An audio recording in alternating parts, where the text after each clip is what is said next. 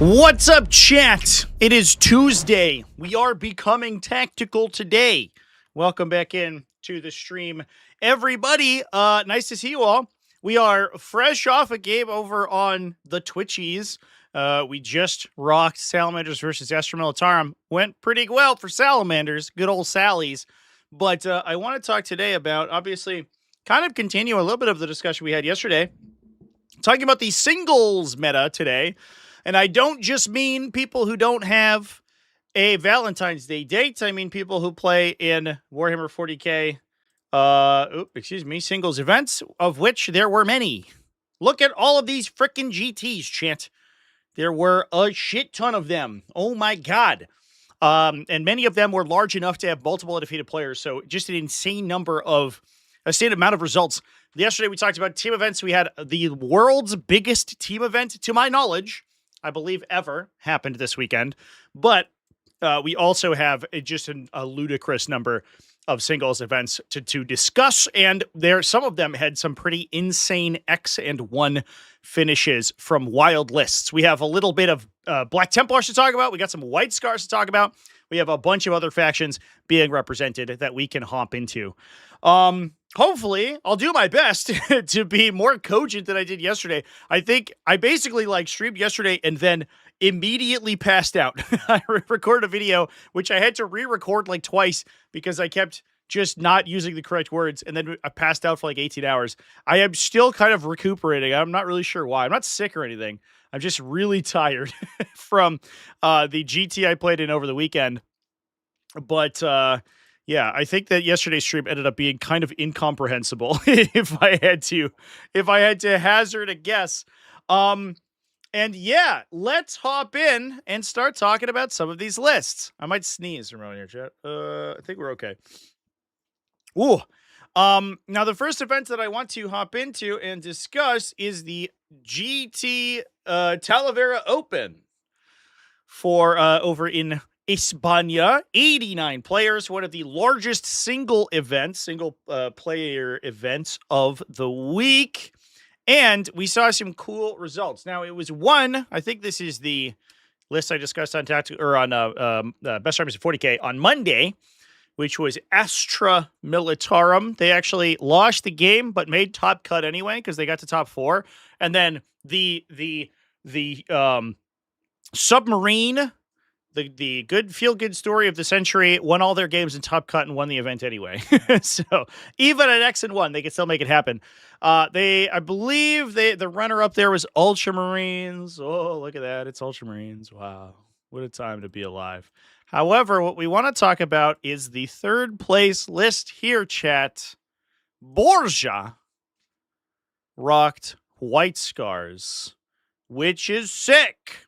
That's very cool. Not a faction that we have seen do very well recently, but X1, he went 5-1, didn't play the 6th round or the 7th round, excuse me, because he didn't it was a single elimination top cut. But ended up at 5-1 with Spear Point Task Force. We love to see it. Now, this is, for those who don't know, this is the sort of Stormlance Task Force that you get if you are playing White Scars, and it has a bunch of cool shit it can do, which Borja is doing quite a bit here. We have a captain with Spear Point Paragon that gives you additional strength and AP characteristic when you charge. So if he, thank you for the super chat. At Bucket of Steel Sybil donated $6.99 through super chat. When you have time, could you go over a list I intend to take to an RTT? Absolutely. I'm currently undefeated with it in practice, but something feels off. Yep. Yeah, just PM me on Discord if you are, I know you have my Discord, so PM me on Discord. Thank you for the super chat, and we will take a look after we talk about these White Scars, and after we finish covering the Talavera Open over here. So, yeah, I don't know why... Excuse me, chats. You cannot see the list. Let me see if I can fix that. Ooh, here it is. That's better. I don't know why that got shifted around. There we go. Yeah. So this captain goes to, when he finally towers out, he goes to 8 attacks at 10-4-2 with Devastating. So strength 10 on the charge, kind of nuts on that guy. He hits like an absolute truck. We have a lieutenant with Hunter's Eye. Now that's very important. That gives you sustained hits 1 and ignore cover. So with the lieutenant, you are able to get both lethal and sustained. This is basically the return of the old, or a version of the old, like, Firestorm, or excuse me, Storm of Fire, sort of Fire Discipline combo. He gives you lethal sustained. He doesn't improve your criticals, but he does give you built-in ignore cover, so you don't have to source that anywhere else. And then if we have incursors, which we do, he's going to hop into this Hellblaster squad. Now, I actually super love this combo in this list. This is one of the big things about this list, by the way. I think the downside is that White Scar's unique units are not great, which sucks. But if we were talking about a faction like, Salamanders or something that had just really phenomenal Codex compliant chapter units, I think that this detachment would actually see so much more play. The big thing is that we can use mobile lethality to advance and fall back and still shoot. You can fall back and shoot with the lieutenant anyway, but you can advance and shoot with these guys. I guess they already do that. I don't know why that's not relevant, but you can advance and shoot your tanks, I guess. It doesn't matter. Who cares? The Hellblasters have assault built in.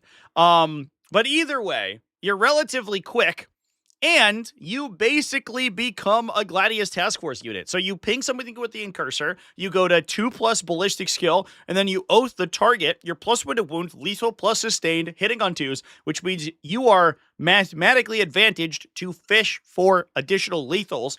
So you're shooting 20 shots plus probably 2 shots off of the lieutenant as well. Oh, he's got a Volkite pistol. Interesting. But in any case, it's 20 shots. You're probably in for 5 or 6 sixes, which are lethal and sustained. So automatic wounds plus the sustained hits. So then you're handing your opponent, something like, I guess like 5 automatic wounds and probably 18 wound rolls or so, which means, if you're wounding on 4s into toughness 9 or higher with Oath of Moment, you're probably handing them another 5 save or another 10 saves or so. So you're probably good for 15 AP3 ignore cover saves out of this unit. This unit absolutely fucks. And the fact that nobody really plays this detachment, I think lets it fly under the radar. But this unit hits so hard, and especially in the instance where you are worried about stuff like Catan shards, for example, this unit goes crazy. The other thing too is that you get it with a lieutenant, so you can lethal sustain. The only other outlet for sustained hits besides Fire Discipline is Lieutenant Titus, who you can't combo attach with, whereas the lieutenant can. So there are some other instances where if you have other sort of stratagems that you can overlap on top of these guys, you could do this on like an Apothecary Biologus, for example, and you could do the OG like aggressor combo where you are lethal sustained with an Apothecary Biologus on a bolter aggressor squad. You have a captain in there as well, so you get free stratagems, and also ignore cover on top of that, which is essentially a +1 AP. What you're missing out of this detachment in basically every situation is access to AP bonuses. That's the one downside it has over Gladius Task Force, but in every other situation, it has equal to or better mechanics than Gladius Task Force does, which is crazy. When you think about it, it's actually nuts. So we have an absolutely lethal Smash Captain, Corsair Khan, the great man himself, plus a lieutenant with Hunter's Eye, all this stuff that we just talked about. Combi lieutenant plus the biker dude, Suboden Khan. He gets the additional benefit of the if you kill a unit with his unit on the charge, then he gets to move 6 inches at the end of the phase. Benefit as well is that Suboden Khan lets your biker unit go through walls. So he can actually hit and run pretty well. Now, I assume that we are running Outriders with him. Yeah, there is an Outrider squad. The Outriders also become OC3 with Corsair Khan in the army, so that's pretty nice. But the big thing is that the Outriders give you +1 strength and damage on the charge. If we talk about Suboden Khan, He has kind of awesome. Oh, he has a cool gun. First of all, he's a devastating one gun, which is sweet. But also, his melee profiles are actually kind of baller. He's anti-monster, anti-vehicle Lance. Lance is really not super relevant there, but remember, he goes to 3 flat damage on the charge, which means he's wounding almost basically anything in the game on 4s or better. It's extremely difficult to find something that he doesn't wound at least on 4s. At strength 7, because you get the strength bonus from the Outriders, 3 damage AP2. Or, here's the other thing, you can sweep attack with him. He goes to 6-2-1 on, or 6-2-2, excuse me, on a sweep attack. So when he goes into like little or smaller units, like Space Marines that are 2 wounds, he actually can swing pretty hard with his sweep profile. Plus, you get another 12 attacks at a similar profile from the Outriders themselves. Kind of a sick little dude. I don't. The downside is that I don't know if he's not like super reliable into bigger stuff because he's not rerolling anything. There's a lot of overlap between Lance and anti-monster, anti-vehicle. The big benefit of the anti-monster, anti-vehicle is that it lets you engage in melee, and he can continue to fight on the second round of combat, and he's still just fine. But he doesn't have wound rerolls. He doesn't have like baked in hit roll fixing, right? He doesn't have any critical effects or anything.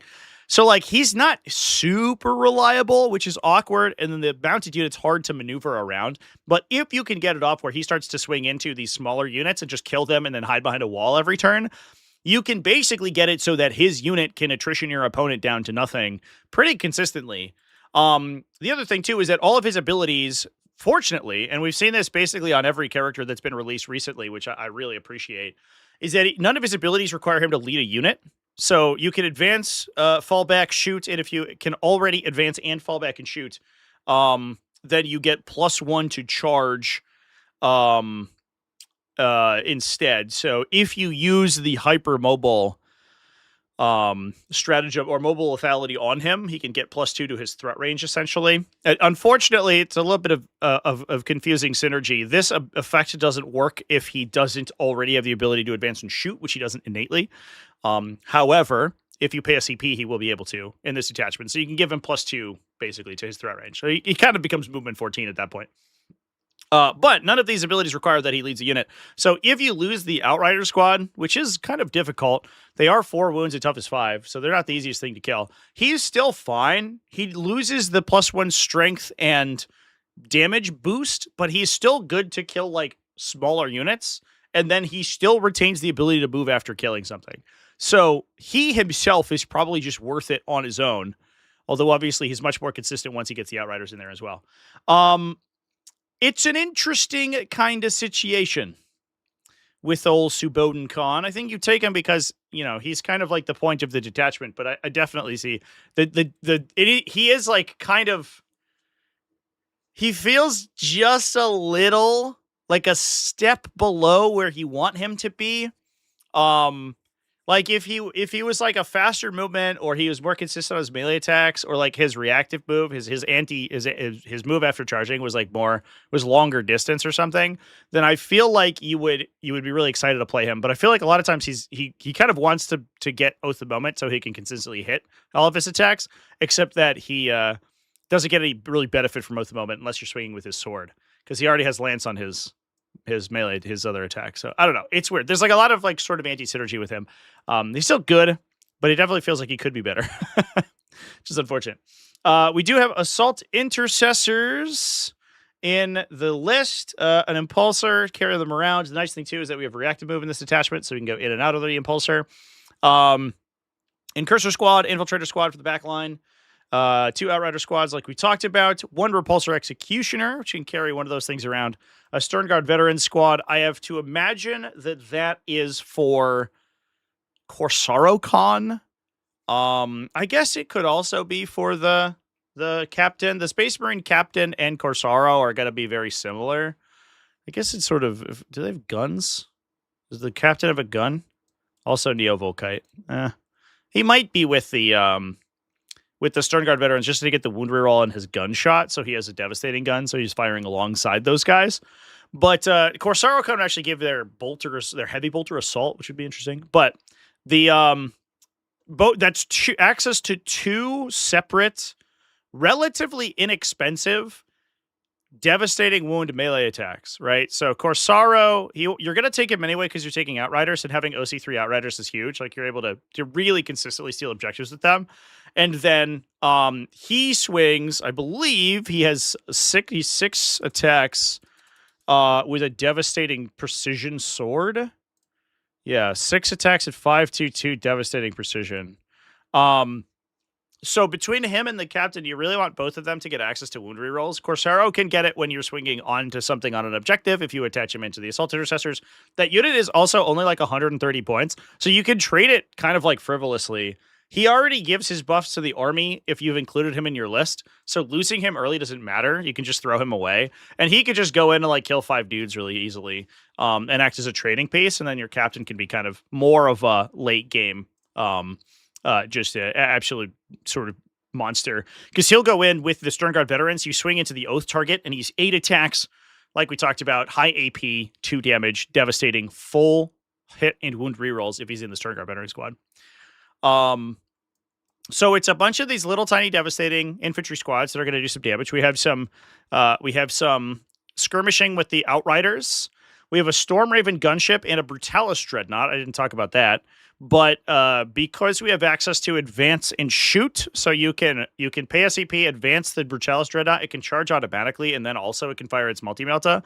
Or you can just let it charge, and then you can tank shock plus Brutalis impact. So he does like 8 mortals on the charge, and then probably kills whatever he charged. And you get that off of a disembark because you have the Stormraven gunship in the list to begin with. The gunship can also act as a good a kind of like mothership for the infantry units, because you're able to go in and out of the Stormraven with reactive moves. So if, for example, they run a unit into the center of the battlefield, you can push the Stormraven gunship, do some shooting, drop off a unit of the 5 Assault Intercessors. They can kill the target. If your opponent comes back in to contest the objective, you just go back in the Stormraven and do it again. And then we have a Vanguard Veteran Squad just for Storm Shield utility unit. Kind of neat, chat. The other benefit that the gunship has is that if we are in Spear Point Task Force, you have what's it called? Evasive maneuvers. Infantry or fly get -1 to hit and wound, plus the Stormraven gunship's -1 damage. It's like a classic. We see the Ultramarine Stormlands Task Force use this all the time, where you get access to this reactive move that can go in and out of the transport, and then you just have this super duper difficult to kill big brick that's sitting in the middle of the table because you have access to a 1 CP -1/-1. So I don't know. It's mostly Stormlands, but it has all the cool White Scars things going on. I guess the Stormraven also gives you I think it's like a transfer capacity 12. I think I'm gonna double check here so I don't misspeak. But it's transport capacity 12. So it also gives you a delivery system for the Hellblasters. And then you have both the Repulsor Executioner and the Impulsor that can carry around the smaller units, the Assault Intercessors or the Sternguard Veterans. And then you can the Impulsor's like another good little battery that you can dump dudes out and then advance them onto an objective and charge. But the other thing too is that even if you're not pushing with the Rep X early, you can disembark from the Rep X and then just like cycle into the Stormraven if your opponent's not going to trigger reactive moves on you. And the Stormraven can move 20 and then disembark a Hellblaster squad to get really weird angles. With all that, the only thing that the help that they need is the Incursor squad, which has advanced shoot and charge built in because it has assault weapons. So your mobility with this combo is actually pretty high. Pretty cool. Corsaro gives assault to the heavy bolter, which he didn't bring. Yeah, that's why I was wondering where he attached. And I think that if you attached Corsaro to the Sternguard veterans, you would have brought the heavy bolter. So I think the fact that we're running a devastating weapon on the captain versus running like a mastercrafted bolter or something, or plasma pistol, I guess. And the fact that we don't have the heavy bolter on the Sternguard veterans speaks to me that he's taking the Sternguard for the captain to go into, because that synergizes slightly better. Whereas the Assault Intercessors, we have a Hand Flamer, so we're probably using the Assault on the Hand Flamer for that. Honestly, the Assault on Corsairicon's like super weird because like Space Marine infantry, like rifle infantry and Space Marines almost universally have Assault on all their rifles anyway. And there's very little that you care about shooting with that he can attach it to. It's like in Blade Guard veterans, I guess. Like you shoot a Neo Volkite pistol after I advance. Cool, man. Plus, he doesn't really have like a gun. He has a pistol. He used to hit you with a bird, and it would deal like mortal wounds, but not anymore. Now he's just a guy. It's a weird leadership ability. I get it, where it's like Corsairicon makes your unit more mobile, but like, I don't know. We couldn't give him something else. Sustained hits. I don't know. Something cooler. It is what it is. Lance is good though. Bunch of attacks, full rerolling, winning on 4s. Sounds good to me.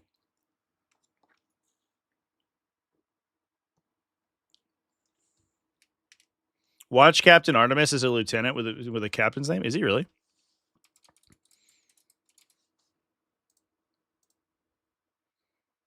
Does he have like the lieutenant keyword? No, he's just a guy. Oh, he gives you lethal hits though. Nah. I mean, you just take him for this, really.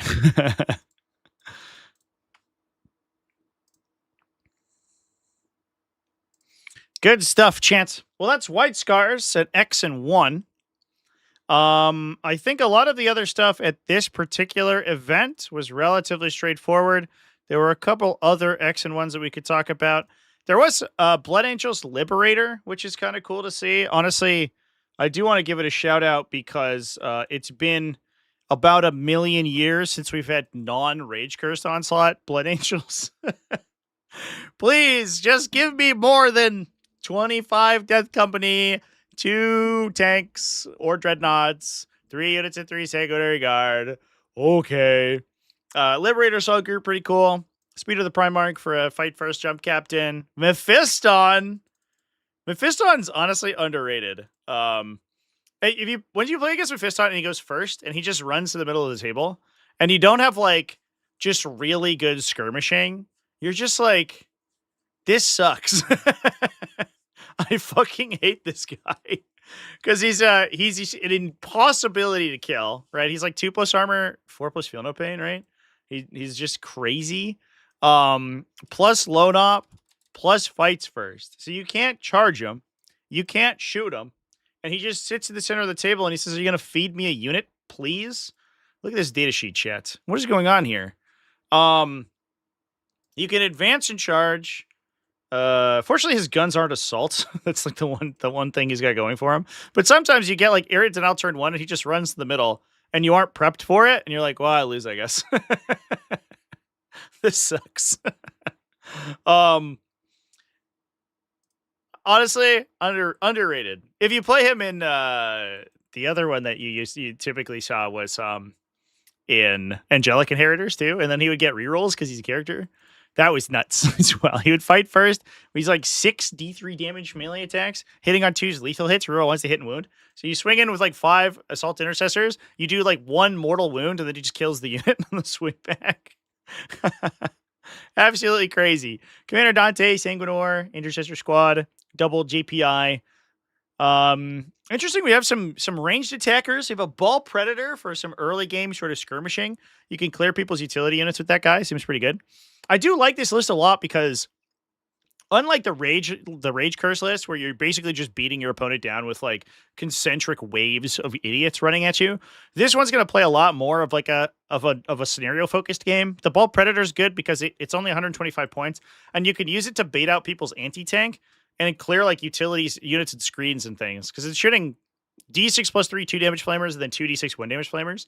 So you can just run it in and like burn down 10 dudes. Then your opponent has to counterattack it. They have to play around its Overwatch, and then when they do, you just hop in with the actual like fighting units. Centurion Devastators is cool too with twin las cannons. We do have access to advance and shoot with them as well. With Relentless Assault in this detachment, triple Sanguinary Guard, 2 units of 3 and a unit of 6 scouts, Vanguard veterans, 10 Vanguard veterans. Holy shit! Cool. 10 Vanguard veterans and a Vindicator. What are we doing with the Vanguard veterans? Is that for the captain, I guess? Interesting. I mean, I guess like it's a benefit that you could just like expect that you're going to ingress. A thing happens I found too sometimes with these jump pack units, and it's not quite as bad with this detachment as it is sometimes, but you want to drop in really like aggro positions. Fortunately, you can use Relentless Assault to fall back and charge, so it's okay. But something that occasionally happens is that you just like ingress them 9 inches away from something behind a line of sight blocker, and then they just charge you. And if you have the speed of the Primarch on that, you might actually be able to dissuade that. Because then you'll swing first. It's not ideal. You don't get lethal hits or any of the strength bonuses. But I don't know. It could be good. I feel like most of the time this unit's just going to commit and then it's going to die in the shooting phase. But I don't know. I'm not sure. I'm not sure that that's where that goes. But if I were playing a Space Marine, a jump pack captain in Liberator Assault Group, typically where you go is this guy is right here. Because then you have 2 lethal hit units active because one of them is going to be lethal and Lance from Red Rampage. I guess Lance or lethal. I guess you could do Battle Shock to get both. It's less relevant these days, I suppose. But the Vanguard Veterans Lance, are they lethal already? And they go to strength 8 when you stack all the buffs together. Because they get +2 strength from the detachment and then +1 from the captain. +1, strength 8 Lance is actually really kind of brutal too. That gets pretty spooky.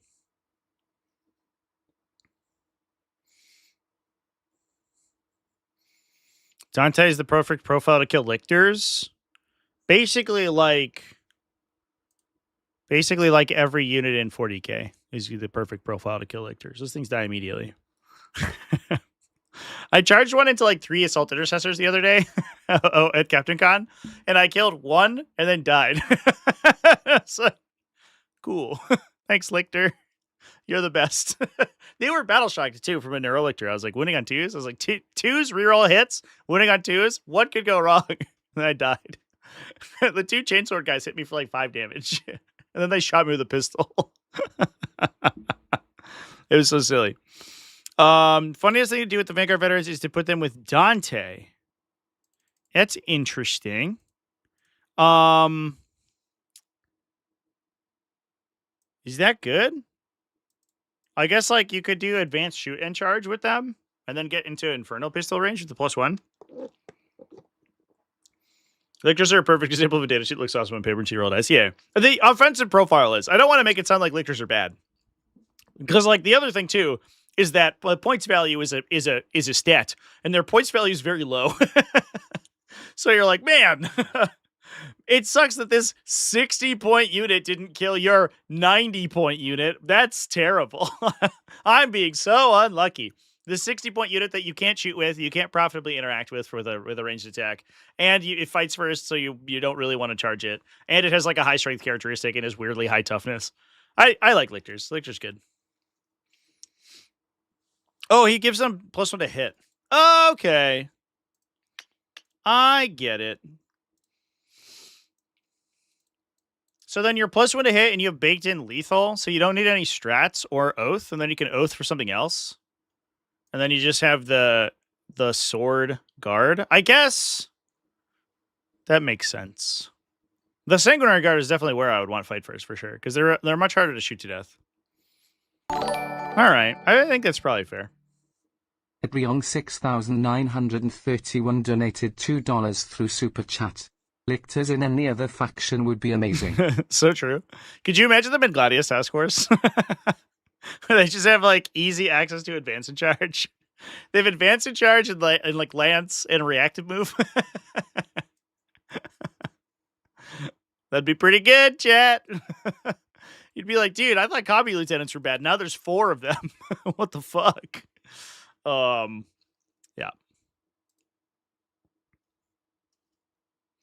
5 shields and 5 pistols. Not today. This time they took all pistols. So, and this list in particular. Right there. Take 2 lictors to Combat Lieutenant. Why not 3 lictors? And Death Leaper, you know? Just go take all of them. Got some Chaos Space Marine action going on. Javier Peigneux, with Veterans of the Long War. You'll love to see it. I saw a lot of Veterans of the Long War play over the weekend, actually. OG Huron. Seeing some play. Cool. I don't know if there is particular tech there. I think it's like we have access to multiple reactive moves, so I think is probably kind of the key. Playing against 1 reactive move is kind of annoying. Playing against 2 gets tough. Because he gives you a D6 reactive move for free once per game. And then we have Millennia of Experience, I believe, is a 6-inch reactive move. So you can have 2 reactive move outlets. I think that's probably what's going on. If I had to hazard a guess. The other thing, too, is that he gets redeploys, which is great. We have a Jump Pack Chaos Lord with Mark of Legend. That's a floating reroll. Kind of sick. Once per turn, reroll a saving throw. That alone is worth 20 points, I think. But this is 10 because nobody plays it. Cypher, Fabulous Bill, double cultists, 5 legionnaires, excuse me, 1 Chaos Rhino, double Predator Destructors, Chosen, that's for Fabulous Bill to go into, double Obliterators, Raptors, Warp Talons, Noise Marines. This feels very, very, very Liam VSL pilled. That's cool list. So, I imagine, do we have an attachment for, so Huron probably goes in with the Legionnaires, I would assume, right? He makes them OC3 and then gives them reactive. And then we have Advance and Charge built in on the, on the Chosen with Fabulous Pile. And then they can pay a CP for reactive move. And then Chaos Lord with Jump Pack, I guess goes with the, this is new Raptor datasheet? That unit kind of fucks, right? They get like 3 Power Fists. Oh, I want the Jump Pack Chaos Lord. And then he gives them 6-inch Pylon Consolidates. I guess that's fine. Is there an OC pump in this attachment? Probably not. Actually, really cool. Raptor, Veterans of the Long War. Can we do anything sick with this? Not really.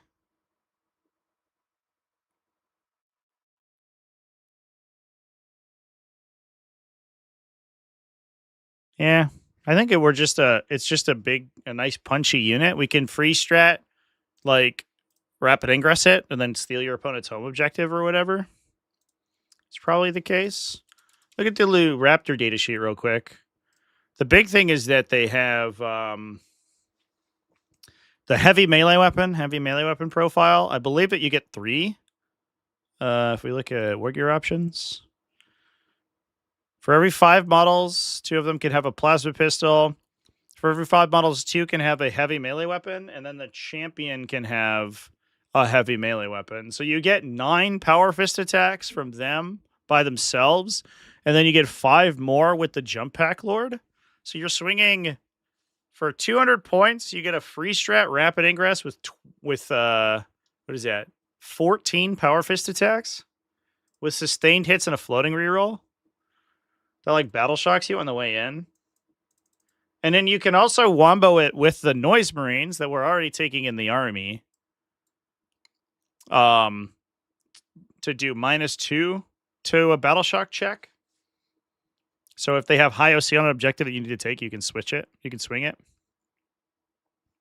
In some cases that might work. I don't think there's any battle shock payoffs in this attachment, but that's actually, I don't know, that's probably a much spookier sort of melee threat than I think you give it credit for.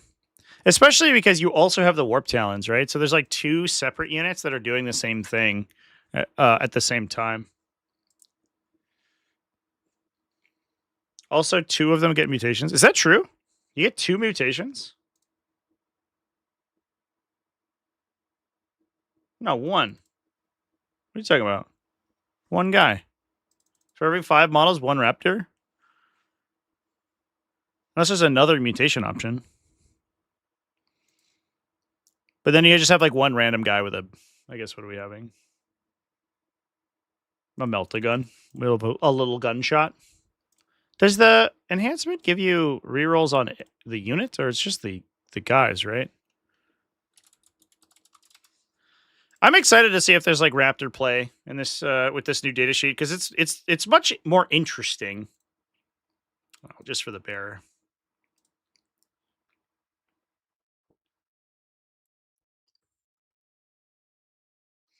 For 10? Oh yeah, but we're not playing 10 here. This is a 5er. Right? 110 points. 2 heavy melee weapons, 1 champion, 1 melt-a-gun, 1 mutant.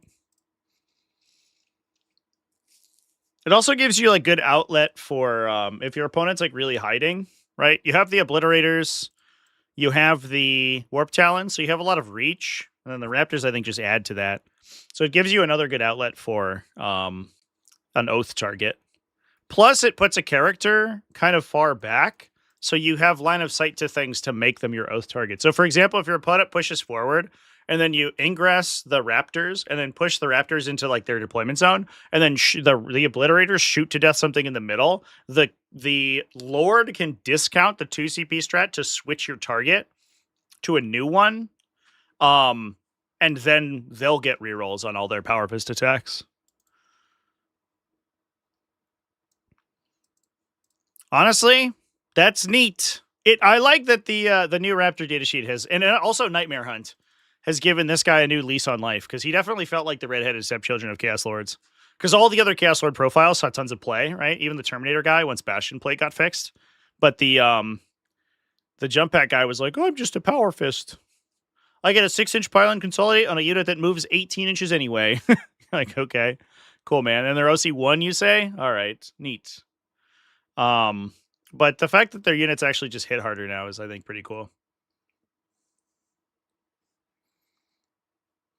Obliterator's really scary to interact with Oath, yeah, for sure. Yeah, this list is like super terrifying, because this is very, very similar to the LGT list, right, that Liam was running. This list is super scary on the mid board, because like you know, the Obliterators start like 28 inches from the center. And so anything like very important that you put in the middle, even if it's behind line of sight blockers, the Obliterators can just kill it, right? They can both just use their once per game and just burn a unit down while you're hiding from them. And then you also have these fast units as well that can go out and reach into your opponent's deployment zone. So it's very hard to hide from, which is cool. New Raptor seem like the midpoint between Death Company and Assault Intercessors, but with a worse special rule. I don't disagree with that. Their special rule is definitely like super mid, for sure. Outside of Nightmare Hunt, like where you actually get payoffs for it, and failing the leadership chest is like really bad. I mean, News at 11, Battle Shock, special abilities, not the greatest thing in the entire world. There's a little bit of Space Wolves action in X&1 as well here. This is a made-up name, right? Right, chat? The person playing Space Wolves' name is Nymeria Stark.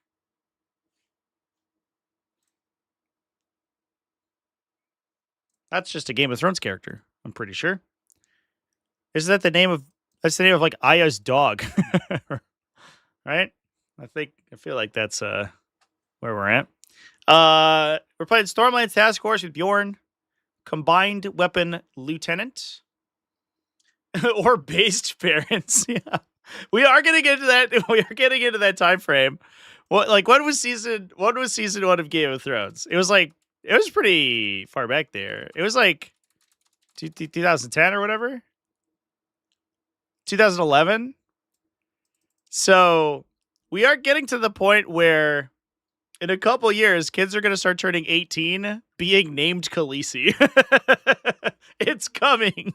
Just get ready. Remember when that show came out and everyone was naming their kids after characters? Wild. What a time to be alive.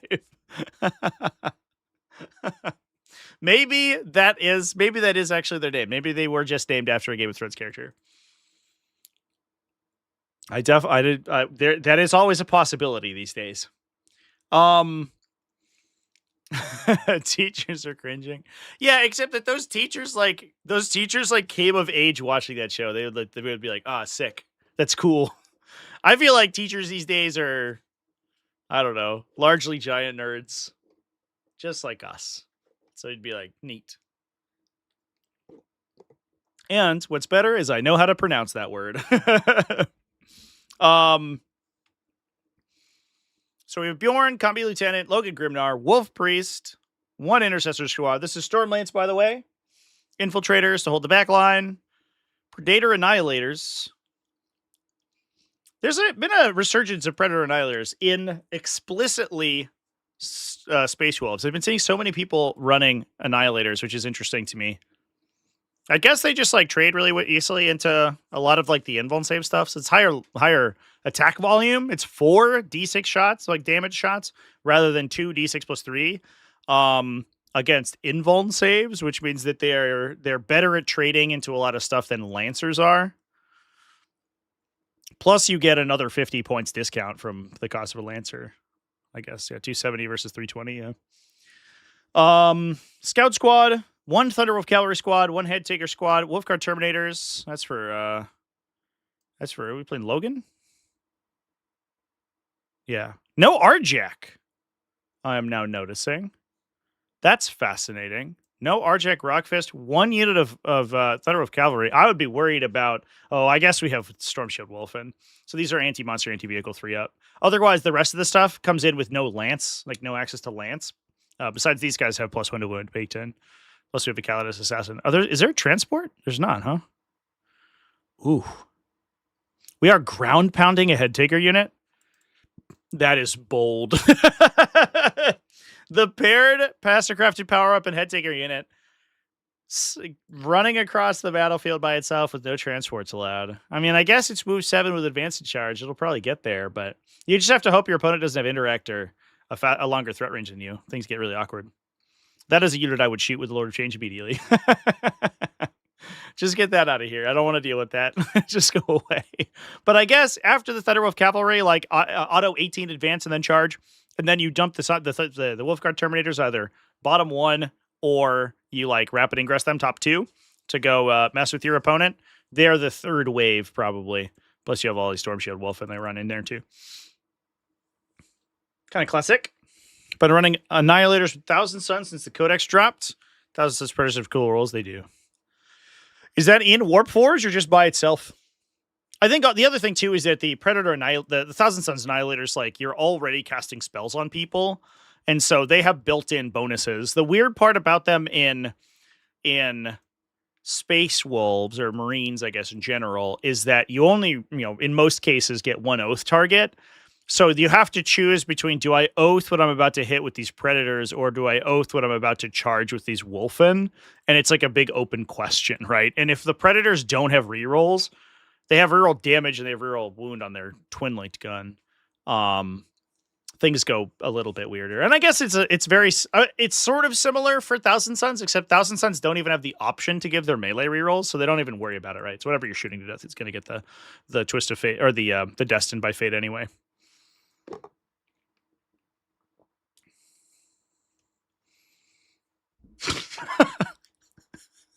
Greg, you learn my daughter's name Khaleesi, my son is named Littlefinger.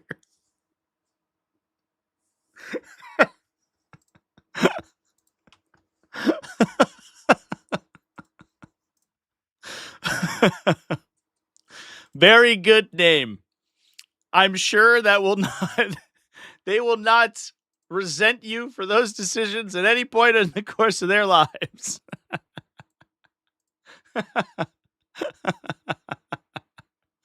Incredible. That's good. You got me there, chat. I want to talk very briefly, moving off from this was one of the largest events of the weekend. There were a couple events that I didn't discuss in my video on Monday. Those were because they did not have the requisite number of undefeated players or players with only wins on their results. But I do want to give them a shout out. The first one being Emperor of the Coast. The Emperor of the Coast GT over here. It was a relatively smaller event, 25 players. It ended with X-0-1, Kyaito Andre Liknes. And I believe he actually went to X-1, if I remember correctly. He lost his final game, but it was differential scoring. Yeah, it was 10-10 to the dot, but he lost by 5. So he was technically X-1, but because differential scoring is just super fucky-wucky, then that's what we had going on. For the most part, this is all normal stuff. It's a Berserker Warband and Thousand Suns. This is a Star Shatter Arsenal, I believe.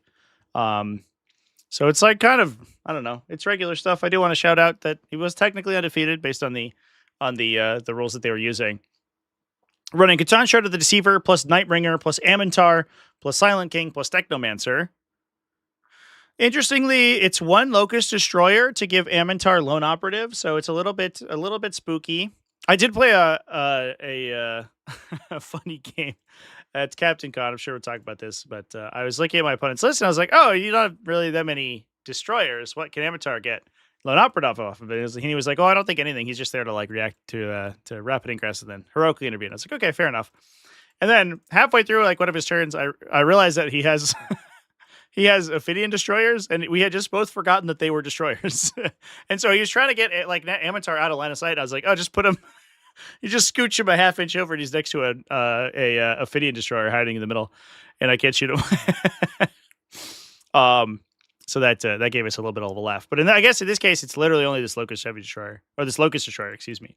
So he might just also be a counterattack sort of monster here, where he hops in with a Deep Strike, because he Deep Strike for some reason, and then he heroically intervenes to get fight first into something that's trying to fight the Deceiver, Nightbringer, Silent King combo in the middle, all of them with -1 damage. Plus we have Wraiths, which are good. I don't know, plus guns.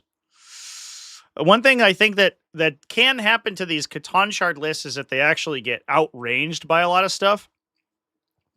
Whereas the Doomsday Arcs help in that quite a bit, where they can actually sort of counter battery into stuff that's shooting into them. The Silent King's very actually like sort of he's very low threat range. He's only 24 inches plus his movement, and you can do the +2 movement plus assault, right, in Star Shatter. So you could go 10 plus D6 plus 24. So it's not like unspeakably bad, but because he has to play behind terrain in the center, otherwise he just gets domed on the first turn. Then he's usually a little bit farther back than you would expect. So the Doomsday Arcs, I think, help quite a bit. I've been surprised I've been seeing so many of these lists that are running like 3 Catan Shards, and they knock down a Doomsday Arc, and that always shocks me. I think especially because a lot of this mid-board stuff is going to pull so much anti-tank focus from the Doomsday Arcs that they get to shoot for more times than normal. So I bet this list actually just does like unspeakable damage to a lot of things.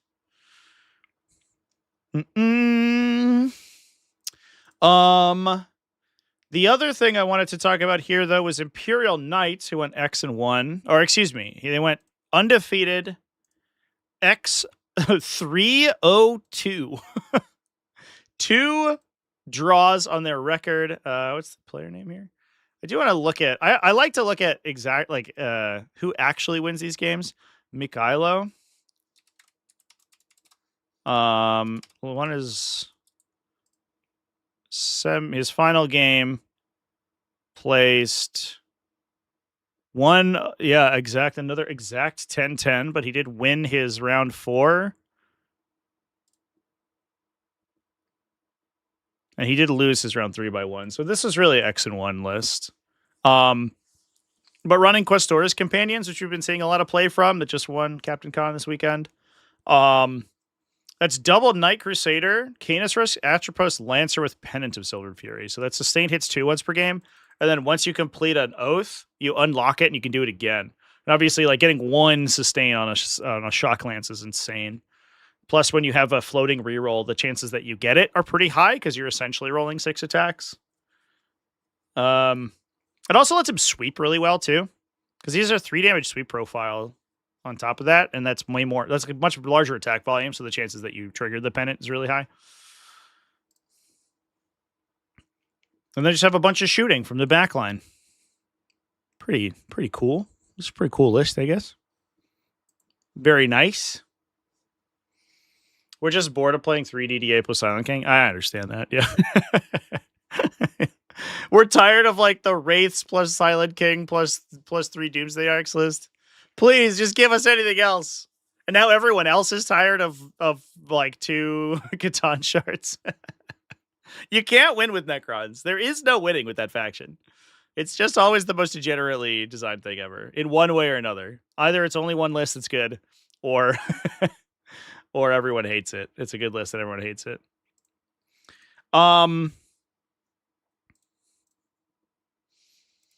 The other event that I wanted to discuss, I didn't have a chance to earlier. We're going to talk about some more Chaos Space Marines. Hope you're all ready for that. But this was a little bit of a weird one, which was Winter War 2. This is a 30-player event, so it's on the smaller side for GTs, but it's not like teeny, right? We're not talking about a little 20-player event here. The last one we just talked about was 25. But 30 players is like pretty reasonable. That would be above the cutoff to be a GT, depending on who you ask. However, because it was 30 and not 32, it wasn't on the line to get to a clean undefeated using Swiss pairings. So with 32 players, you know that after 5 rounds, unless you have draws, obviously, you're going to get to a single undefeated as long as everyone wins. But at 30, there is a chance that if multiple pair downs lose, you could go X and 1 and still win the event. And that's what happened, which is fascinating.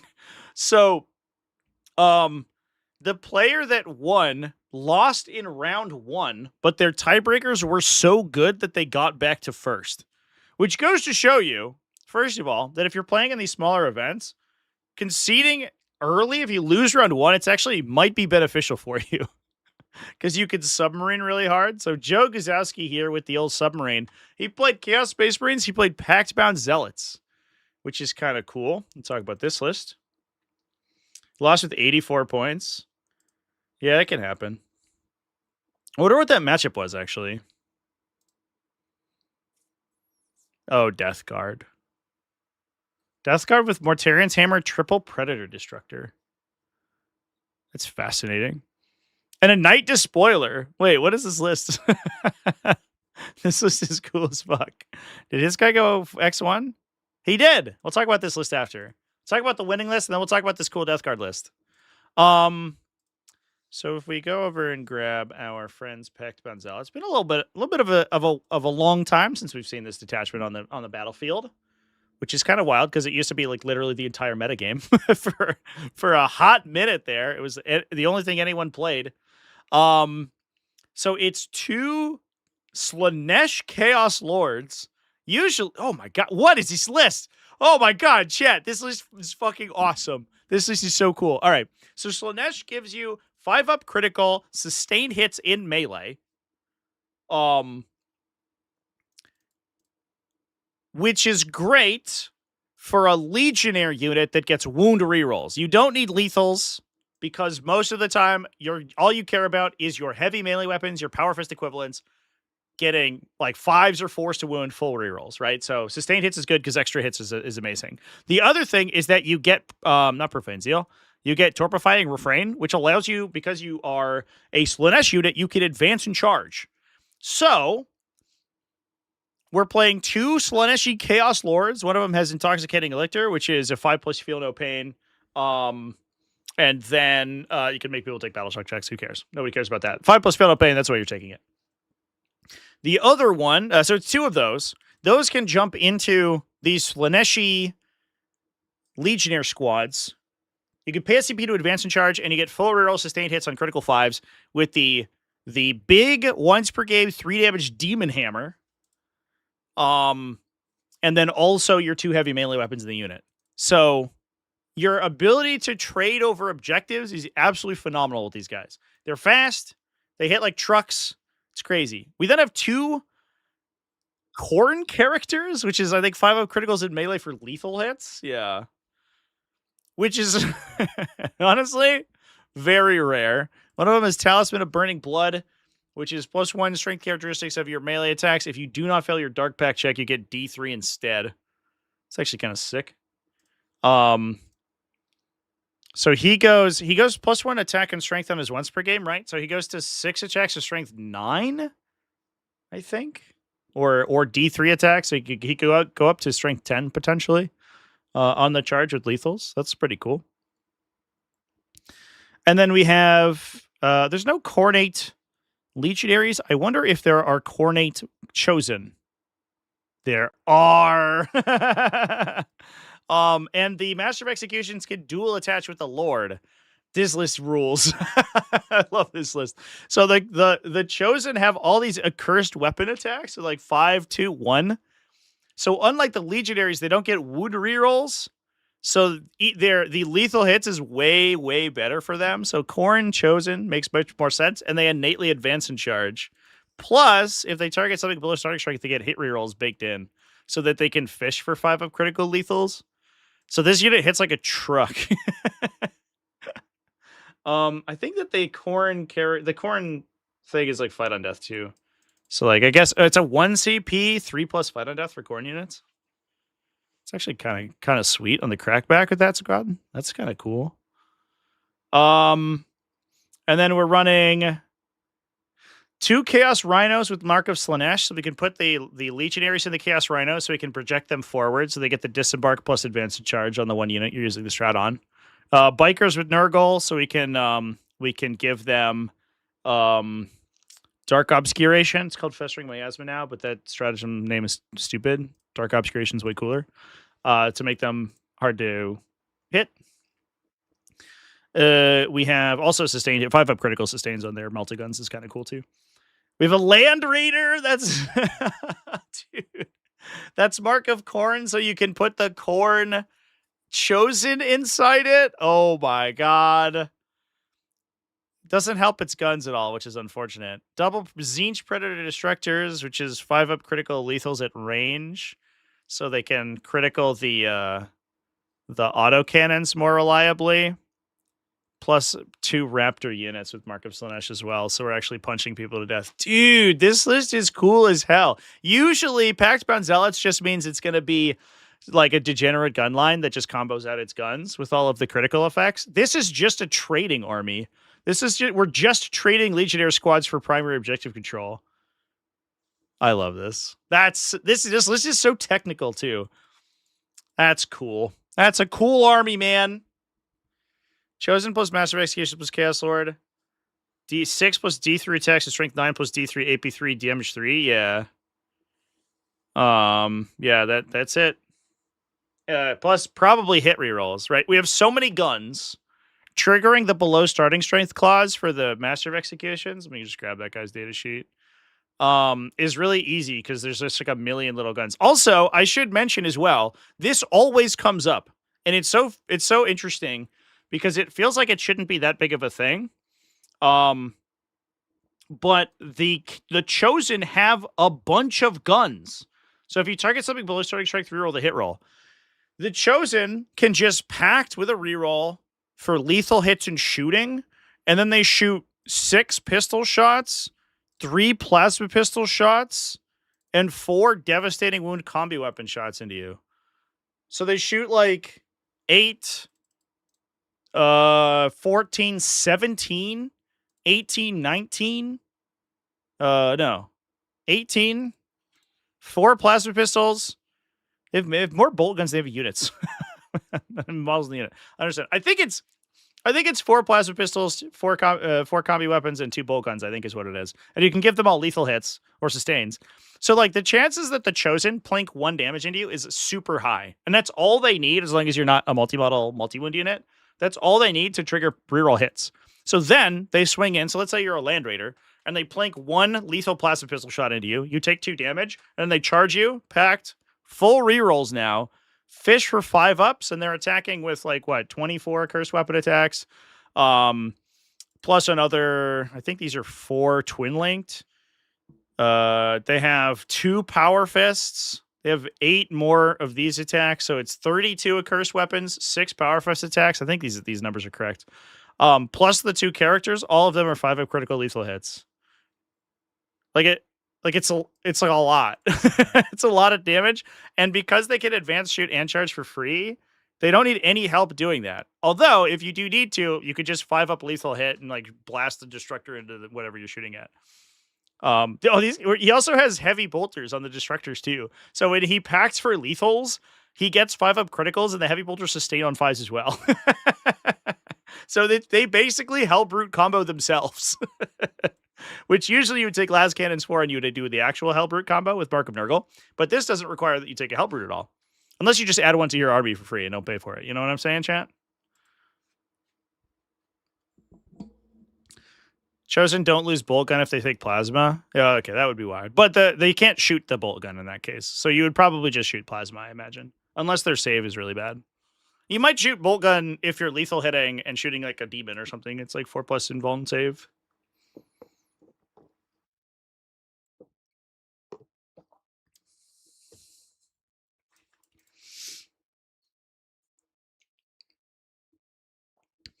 This list is cool, chat.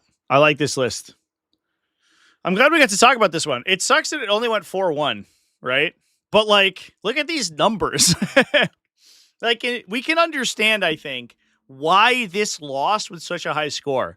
Everything is aggro OC2. This list is designed explicitly just to score points from you. It won with 200s, which is fucking impossible. Pretty cool.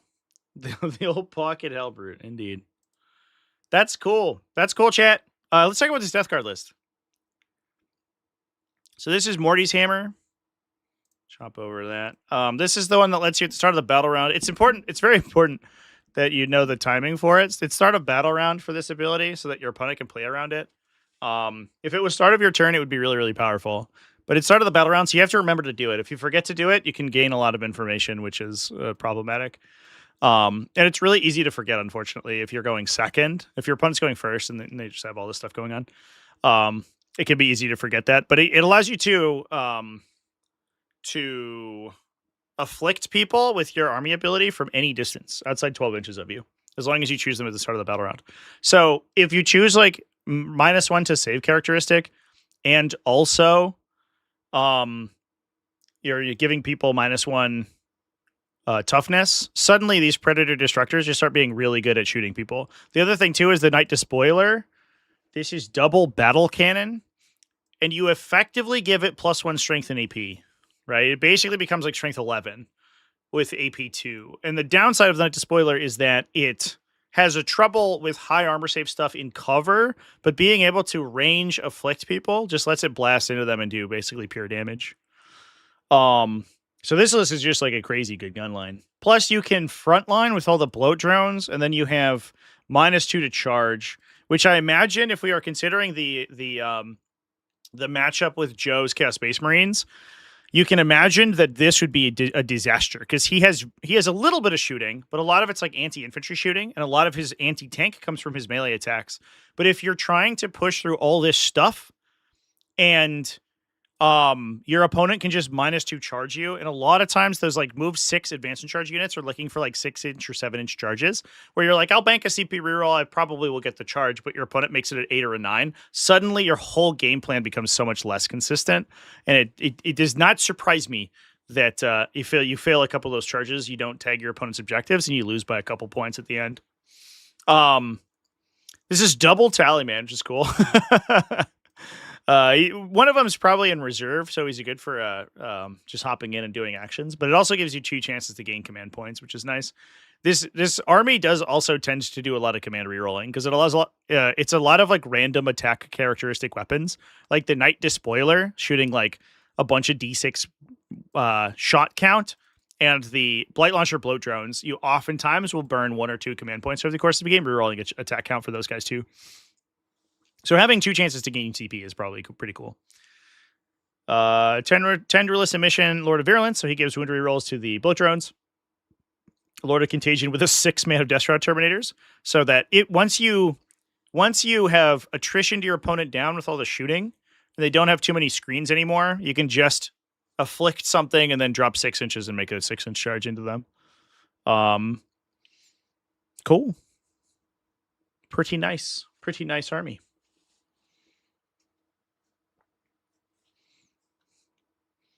I cast gun. Indeed. So glad I got to talk about that. This event. This one certainly had some really cool builds at the top end. So those are events I didn't cover previously, and also we talked about the biggest single player event of the weekend. Is there anything that people want me to dive into? Bucket asked me to look at a list, which I haven't done because he didn't send it to me. So that would be why. So Bucket, if you want to send me your list, then I will look at it.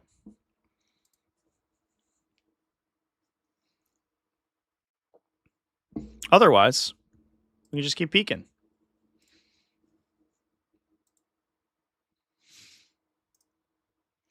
The interesting thing is that I saw a ton of like leagues start up, which does get a little bit tough to parse through because I have to search through all the leagues that are like currently ongoing before I'm able to talk about what actually is doing well.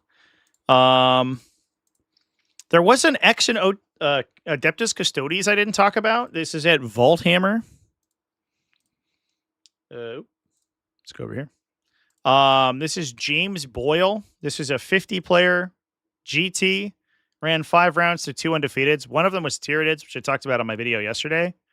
But we also saw some Shield Host do well. And I think this is very similar to the Land Raider Talons of the Emperor list, but we just played it in Shield Host instead. So it's, what is this, 20 Custodian Guard, 5 units of 4? No, 24 Custodian Guard, 6 units of 4. One has a Blade Champion with Panopta specs, which is ignore cover.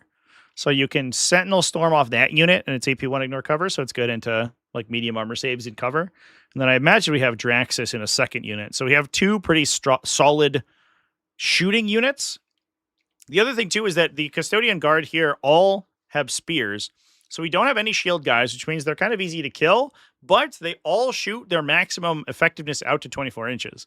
So if you can chain them to objectives, the damage from this army's shooting is actually kind of silly, because each of these units can shoot 16 strength 4 AP2 wound rerolls, like gunshots into you, right? So as soon as they're winning on 5s, they go kind of insane. Even if they're winning on 6s, they can pour enough shooting into you that they are going to tune you up for some damage. So the shooting phase from this army is I think, deceptively good. We have a Custodian Warden squad, Prosecutor squad. It's double Venerable Land Raider to deliver some of these guys, although the Land Raider can still only carry 1 unit of them, plus double Witch Seekers and a Calidus Assassin for utility. The difference here is that we don't have access to reactive moves like we would normally do. I don't know if there's any like particular thing that these guys will do in Shield Host that will benefit the Land Raider. Can you Archaeotech munitions them? I guess you can. You could do sustained hits. You probably sustained hits the Sentinel Storming units if you're doing that. Or you can sustained hits just the laser cannons, which is pretty cool. Oh, and you can shoot and charge when you fall back. That's actually good for Land Raiders, too. Okay. I'll buy it. So their shooting's actually a little bit more consistent than you would get in Talons, because I think Talons is restricted to infantry for their buffs. Adriong 6931 donated $5 through Super Chat. May I inquire for a list review? Just got all 2,000 points painted. Lady Molly's with the Incubi, Arkan with the Carbulites. Scourges start on table. Yeah, for sure. I will take a peek.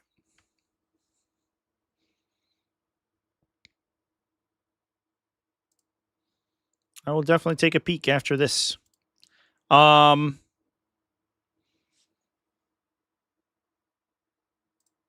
The Talons, gun buff. I can't remember what it's fucking called.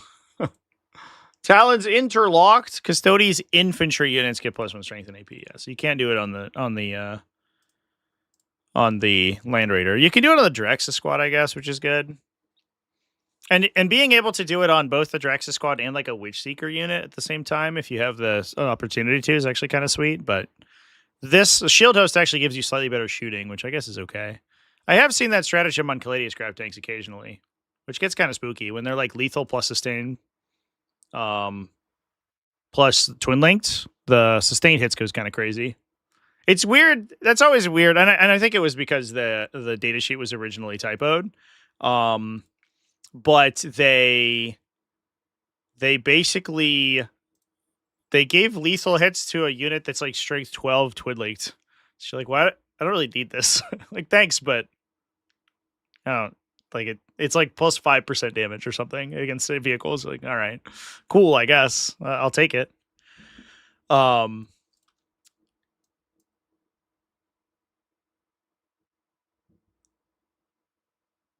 Hippie Hunter, what is this? What detachment is this? Is this Spectacle?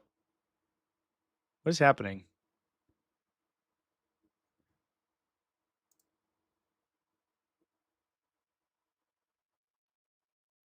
Oh, did it post? Sorry. It's Skysplinter. Oh, I see what happened. It posted backwards. It posted the like top of the list last. So it was very confusing to me. We'll just open it up in a notepad.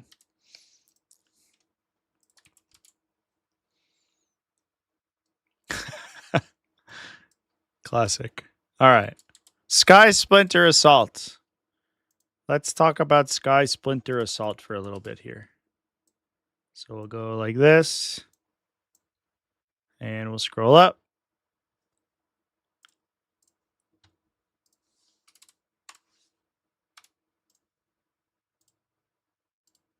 Here we are. So here's the list, chat. Oh, no. That was weird. Okay. Make sure it shows up on the thing. So it's a Skysplinter Assault with Archon, Malice, Lilith, Hesperax.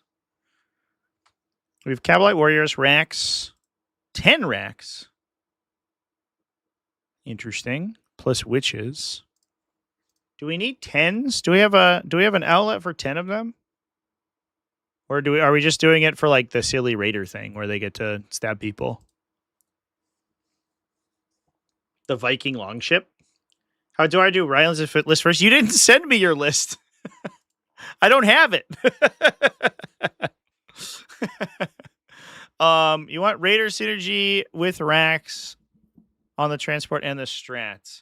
Yeah, so they can do mortals, right? Thanks to the strat. It's been a long time since I looked at this detachment. Vicious Play, is that right? Yeah. So after your transport's fought, select one enemy that was the target of one or more of the attacks. Roll d6 for each model embarked, adding +1 if the embarked model is a Rax model. For each 5+, the unit suffers 1 mortal wound to a maximum of 6. So on average, it's 5 mortal wounds. You can advance and charge these guys, right? No. I'm thinking of the other one. I'm thinking of the one Reaper's Wager. Excuse me. So the Raider's just moving really far anyway, right? He's just moving 14, which is probably fine. The win problem I find with the Raider, if you're trying to get into melee explicitly, is that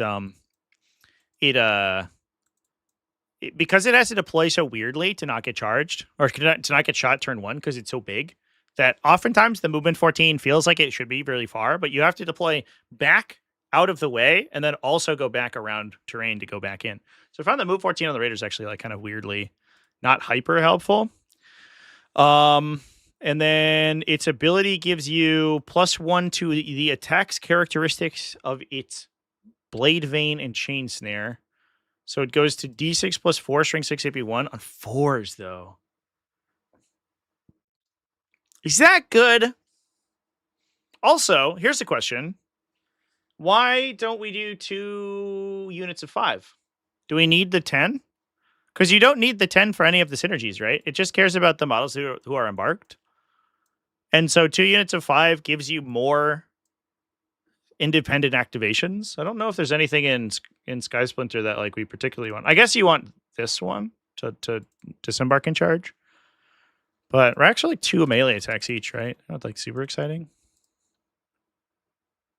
Oh, I guess we can go to melee attack 4. All right, no, I get it. We're anti-infantry 4 with lance, and they go to 3 attacks when you empower them. It's still so mid. They don't even get like hit rerolls, right? Oh, or you could go to 4 and get hazardous. Okay. I get it. 4 attacks each is probably fine.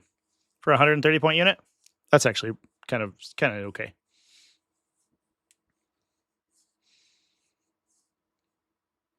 Awkwardly, what you can't do is do all of that stuff and then also have the Rex be charging people, but all the transport synergies and then also charge with the Rex. It's D3 plus 14? Is it? Did I misread the Raider ability? It's Vanguard of the Dark City. Oh, for each model, add 1. I did misread the ability. I thought it was, I guess, if that model is a Rex model, add 1. Okay. All right. No, that's much better than I gave it credit for. Okay. No, I'll buy that. So the Raider itself swings like 12 times. No, 15 times. It's not very good attacks, but it gives you a unit that you can impact people with, and then you can mortal wound them at the end. The problem is it's like 15 attacks, but it hits on 4s. It's AP1. So it's like 7 hits, maybe 8. Does it empower? In your shooting phase, you can empower it?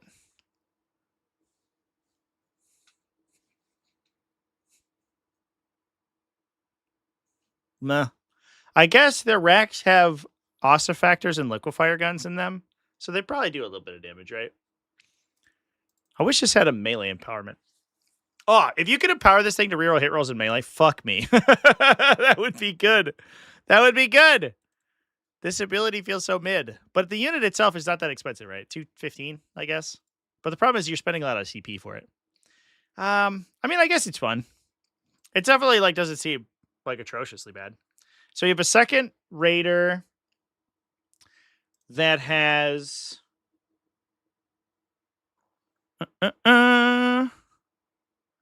you have a second Raider that has, what did you say? We were putting the Incubi in it. Is that right? We have 10 Incubi? Yeah. There they are. Okay, love it. So far, so good. I do, well, what we don't have is the no Overwatch guy. That's a guy, right? Yeah. Oh, no, it's not. No, Nightmare Shroud. Yeah. This guy, in all the games I played against the little Incubi units, was very, very frustrating. That said, I guess we probably don't need it. You just have to play around. Overwatch is pretty hard. So it's 10 with Malice, right? Yeah. Incubi can confirm Incubi good with Malice. Absolutely. And then it is the Archon with the Kabalite Warriors for the Sustain 2 strat. It seems good. Hellions, good. Mandrakes ×2, good. Ravager, good. Reavers ×5. Scourges with heavy weapons. A Heat Lance unit plus a Dark Lance unit, double Talos. There's no Chronos, right? I'm not missing it. Yeah. I kind of feel like we might want a Chronos because we want empowerment here, right? For hit rerolls. And we want empowerment, I assume, here or here. And definitely here. And if your opponent plays aggro into you, you're gonna be in a tight space for, especially in this detachment, you're gonna be in a tight space for tokens early game, I think, and having regen would be good. Could you cut a Chronos or a Talos for a Chronos? Or I guess the Reavers are like good. Do we want to cut Reavers for Chronos? I don't know. They don't. Do they have any synergy, or are they just vibing? I guess they're just vibing. Yeah. I mean, they're good for like movement blocking, I suppose. But I would probably consider cutting either 3 Reavers for a Chronos or a Talos, maybe. I think that's where I would try to go. Pain token generation is wild. Haven't needed it. The Archon used to be a homunculus, so it wasn't needed. I mean, like, if you've played this list, then you'd know better than me. But my experience with Drukhari is that because you have to take so much on the chin, if you play into someone who doesn't have a ton of light utility, right, that you can farm for tokens, then if they just like full send into you, you're like, well, I can activate like 2 things in the first battle round or battle round 2 or whatever. And so like now my actual damage output is like super atrocious. That has been my experience. I've watched Drukhari players simply lose because they don't have enough tokens on turn 2. But obviously that's just my experience. So if you have a different experience, then fair enough.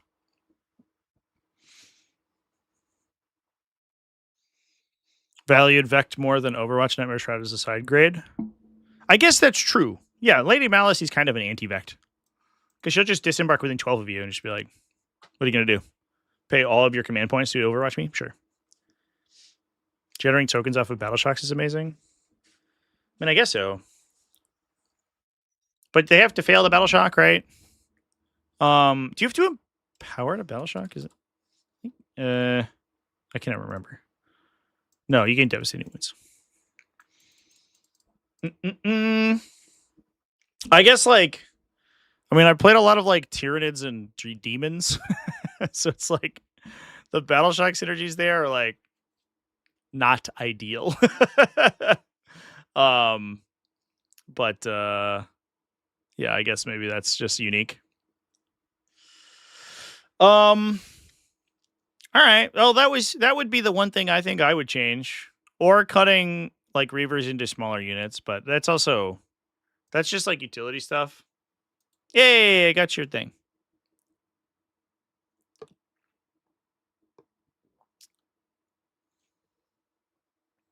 That's weird, Bucket. I straight up didn't get a notification for you sending me a message. By the way, you messaging me just now is the first notification I've gotten. I don't know what happened there, but that was strange. Like, your little face didn't even show up on my Discord until just now. At the top of my message pool. Could cut the Archon for something with the points are weird. Yeah, I think that would be strange. Because you could cut him and then you have like 15 points awkwardly left over and no enhancements available.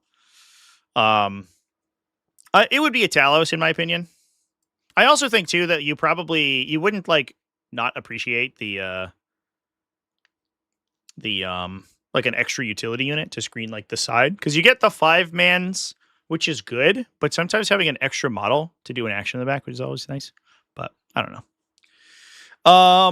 Let me take a peek at Bucket's list. We'll take a look over here. I will hop over to a thing. The thing I think especially that it would be relevant for would be the Scourges, because the Scourges burn through your tokens early in the turn, which is important. And so that you start to lose empowerments, like unless you're generating them in the fight phase, they burn them in the shooting phase. And so if you aren't killing people that same shooting phase, then you start to not have the tokens to use in the fight phase.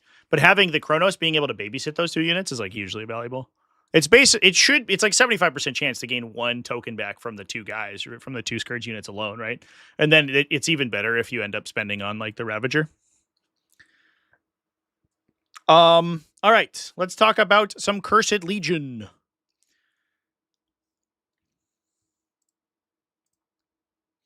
So this is Cursed Legion Necrons. We'll pull up the 39k over here, our friends at 39k. So this is +2 strength for Destroyer Cult units. When you kill something with a Destroyer Cult unit, you get +2 strength to friendly Necron models when you kill or bring something to half strength. We are bringing Nightbringer, Hexmark Destroyers ×2. Love those in this attachment, by the way. Strength 8 Hexmark Destroyer, by the way. Fucking what the hell? He's like hit on 2s, wound on 2s. I don't know. Here's 6. AP2, ignore cover. Fuck me. Locust Lord with Massive and Necrosaur, which is +1 to hit. Love that guy too. Necrosaur Amintar with his stuff. I don't know why that's relevant. An Overlord of Translocation Shroud with Destroyer Ankh to give him the Destroyer cult ability. He gets +2 movement characteristic to his whole unit, +2 attacks of melee weapons equipped by the bearer. Is this a thing where he goes into Lichguard? No. Yes. Okay. Fair enough. Plus a Scorpic Lord with Cursed Circlet. Each time a model enemy unit is selected to shoot after that unit has shot, if any models from the bear's unit were destroyed, you can make a surge move. Interesting. To do so, roll a d6. Your bear's unit can move a number of inches up to the result. Must finish his move as close as possible to close enemy unit on aircraft. Blah, blah, blah. It's a surge move. You get a d6 surge move for 20? 25? I guess it's just 25 points to make your opponent play weird. But that does feel like a kind of a gotcha thing, where it's like, I get value out of this when my opponent forgets I have it. We have a Doomsday Arc for Pew Pew gun times. Double Flayed ones, Locust Destroyers with Gauss Cannons. That's for the Locust Lord. Double Locust Heavy Destroyers with Destructors, 10 Lich Guard. 2 units of Ophidians. And can you see the bottom? Scorpic Destroyers ×3. I mean, this seems pretty clean, honestly. The one, like, cut, it feels like this Cursed Circlet, but I don't know what you do with 25 points. There's nothing you can really, like, attach to any of these things, right?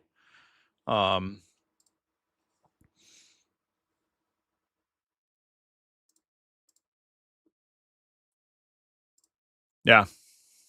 I don't know. I totally get it that you would be having success. I mean, you have turn 1 shooting, which is always valuable because it forces people to play kind of weird. And then you can either, I mean, you can probably like just strategic reserve these guys in and just absolutely fucking nuke someone, right? +1 to hit, full rerolls, critical 5s, lethal is just like so much damage, actually so much damage. And then the Lich Guard being able to advance and charge being really fast is cool. Yeah, I don't know. I don't know if I have like much else to add to this. I guess it's like, does the 25 points upgrade something? I don't think it does, which kind of makes sense that you would have it. You don't really need any of the utility stuff for... Oh. OBS just said that my connection hiccuped, so I apologize if you lost me for a sec there. Are you hurting for like command points? I guess would be the one question, is if you like try to fit Imhotech in. Because like we're basically like burning stratagems for this thing.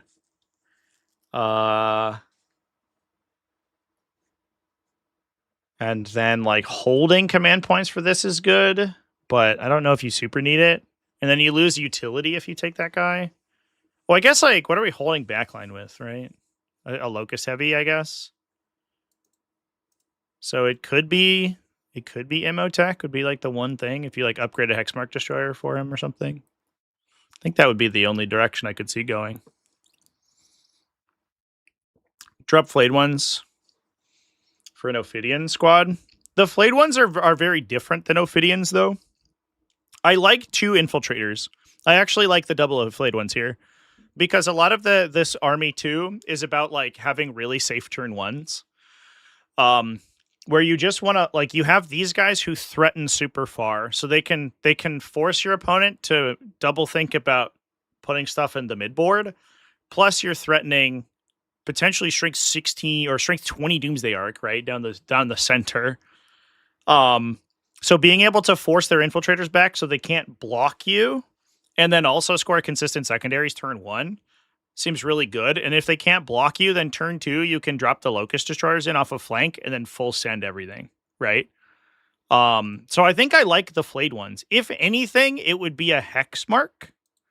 But I understand that the hex marks are like really useful for utility and for triggering the +2 strength buff.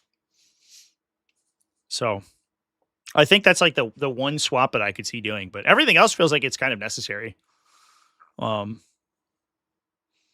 Yeah, just a locust heavy on home. Yeah. So like an extra unit back there might be nice. I don't know, but I don't know. Yeah, I think this list looks great. I also think it's got good secondary play, right? Because you have up down and you have good deep strike. You have like lone up deep strikes. So you have like random rapid ingresses and stuff that can score you points.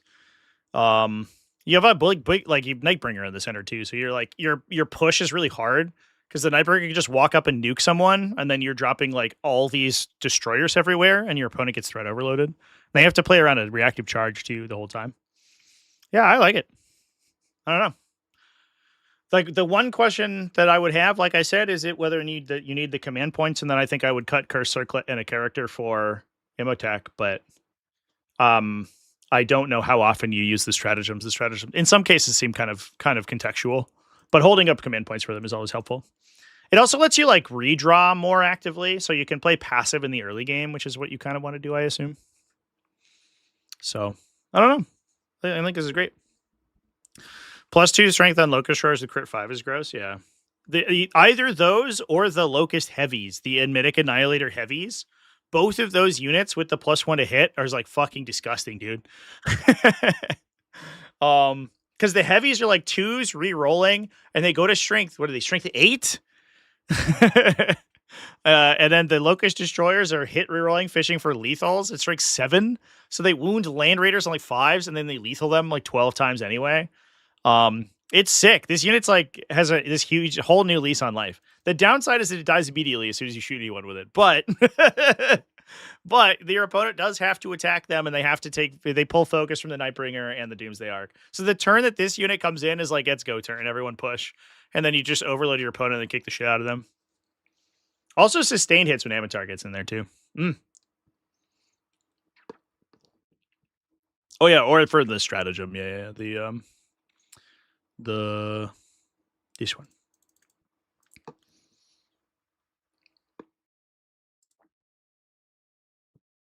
Yummy. Don't really need command points as the Overlord discount most of the CP. Oh, I guess that's true. Because his advancing charge is for free. So, yeah, I don't know. It seems cool. Seems cool and based. I kind of want to play it, honestly. I think I'd have a good time. I guess you could upgrade. No, you can't. What's a single Locust Destroyer cost?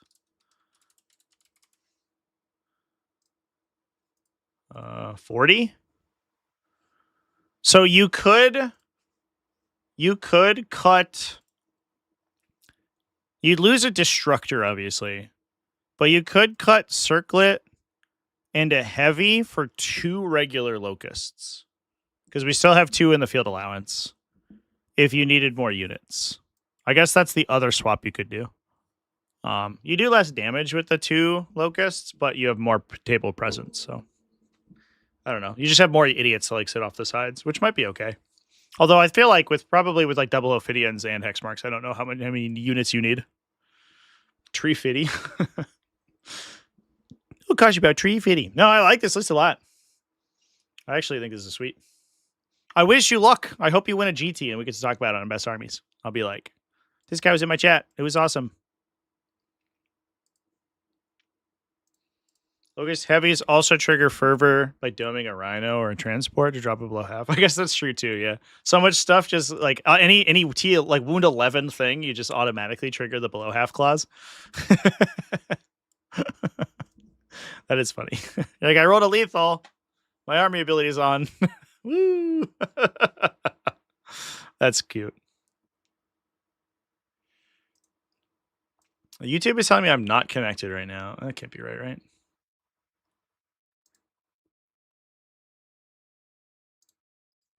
Clearly we're interacting, so that would blow my fucking mind. Yeah, okay, I think we're okay. YouTube's just being weird. Anyway, chat, is there any other lists that we want to talk about before we hop off? I think this is a super fun episode. Some of these events had crazy results. That I was excited to be able to go through, which is cool. See if there's any good ones in some of the other big events that I haven't talked about yet. There's a ton of Necrons. Everyone's on fucking Necrons today. Want to know if Heldrakes are viable? I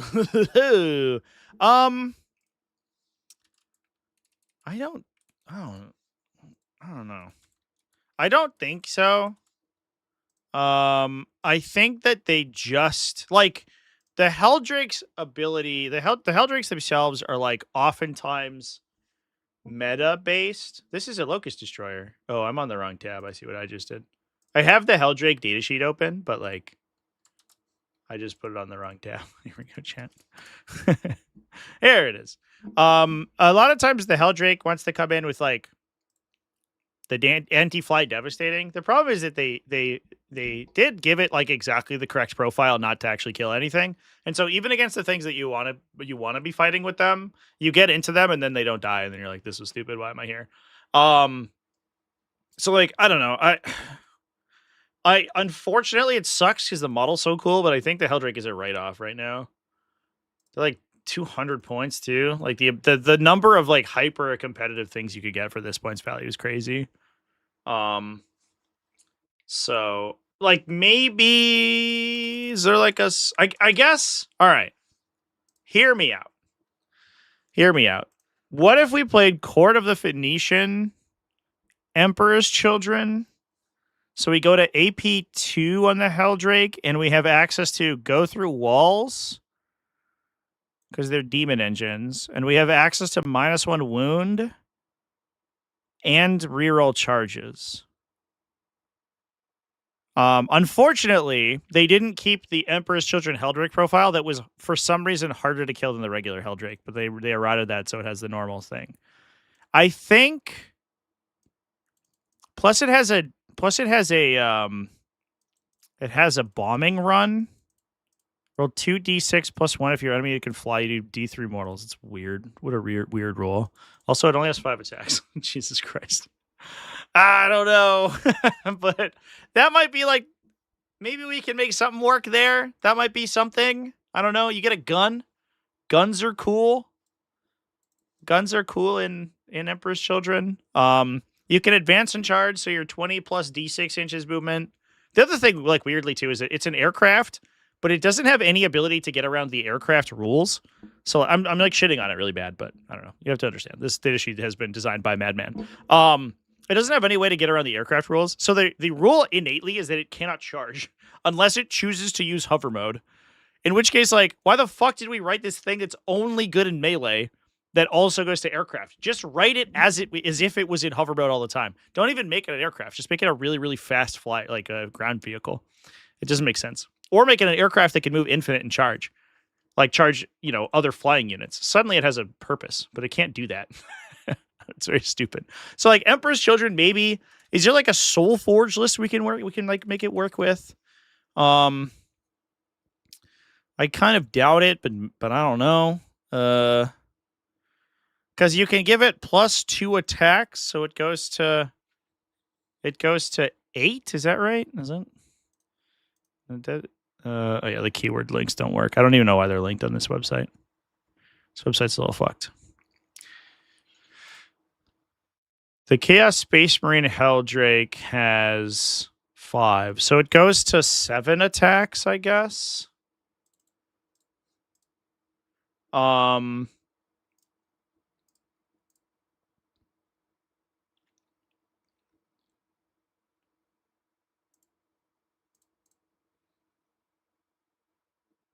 don't know if we can do anything. We can get +1 AP on it.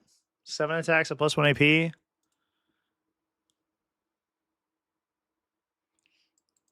I guess we could go through walls with this one too. Okay. So I guess like one of those places. I think I like the Emperor's Children one the best. The other thing that Emperor's Children do is that they do this catalytic stimulus thing. No, that's not right. That's a surge move. It's Euphoric Inspiration. Sorry. Gives your demons a 6-inch aura of reroll charges, and because the Heldrake in this case is so fucking crazy fast, right? 20 plus d6 inches, you can put it kind of anywhere you want to get the charge aura.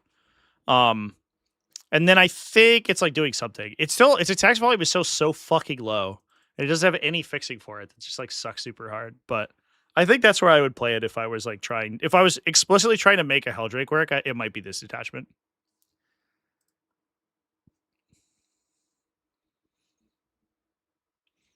It's also as big as a Harridan. That's not true, but it is very large. It is extremely, extremely large. Can I think of anything your list would struggle with and potential tricks?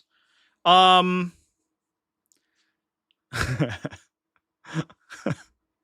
fucking Harridan. I would play that shit against a Harridan in a million years. You die. You die immediately. It would be so bad. Probably you don't have to worry about the Harridan matchup though. I think that would be okay. Because like you bring in the Locust Destroyers, the Harridan kills him instantly, and you get no value.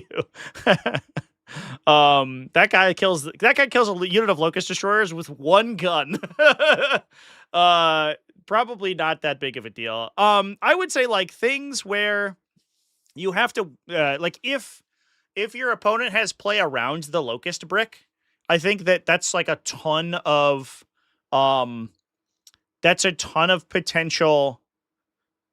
potential damage that you're not getting. I have to imagine that a lot of the success of the Necron list is based on getting value from the Locust brick.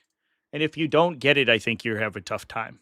So I would say stuff like that. So if they have like Mass Blast that can fight it, or good like Overwatches or something that can knock it down when it shows up, I think that's really dangerous.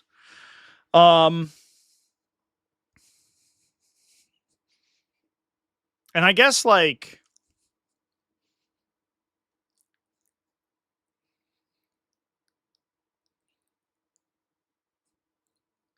high volume stuff, it doesn't feel like there's a lot of volume going on because the War Scythe Lich Guard are only 2 attacks. The Locusts are good in that case, but like a lot of the other stuff is very limited attack volume. So if you play it like a Recon card or something, it's like you think you just get bowled over.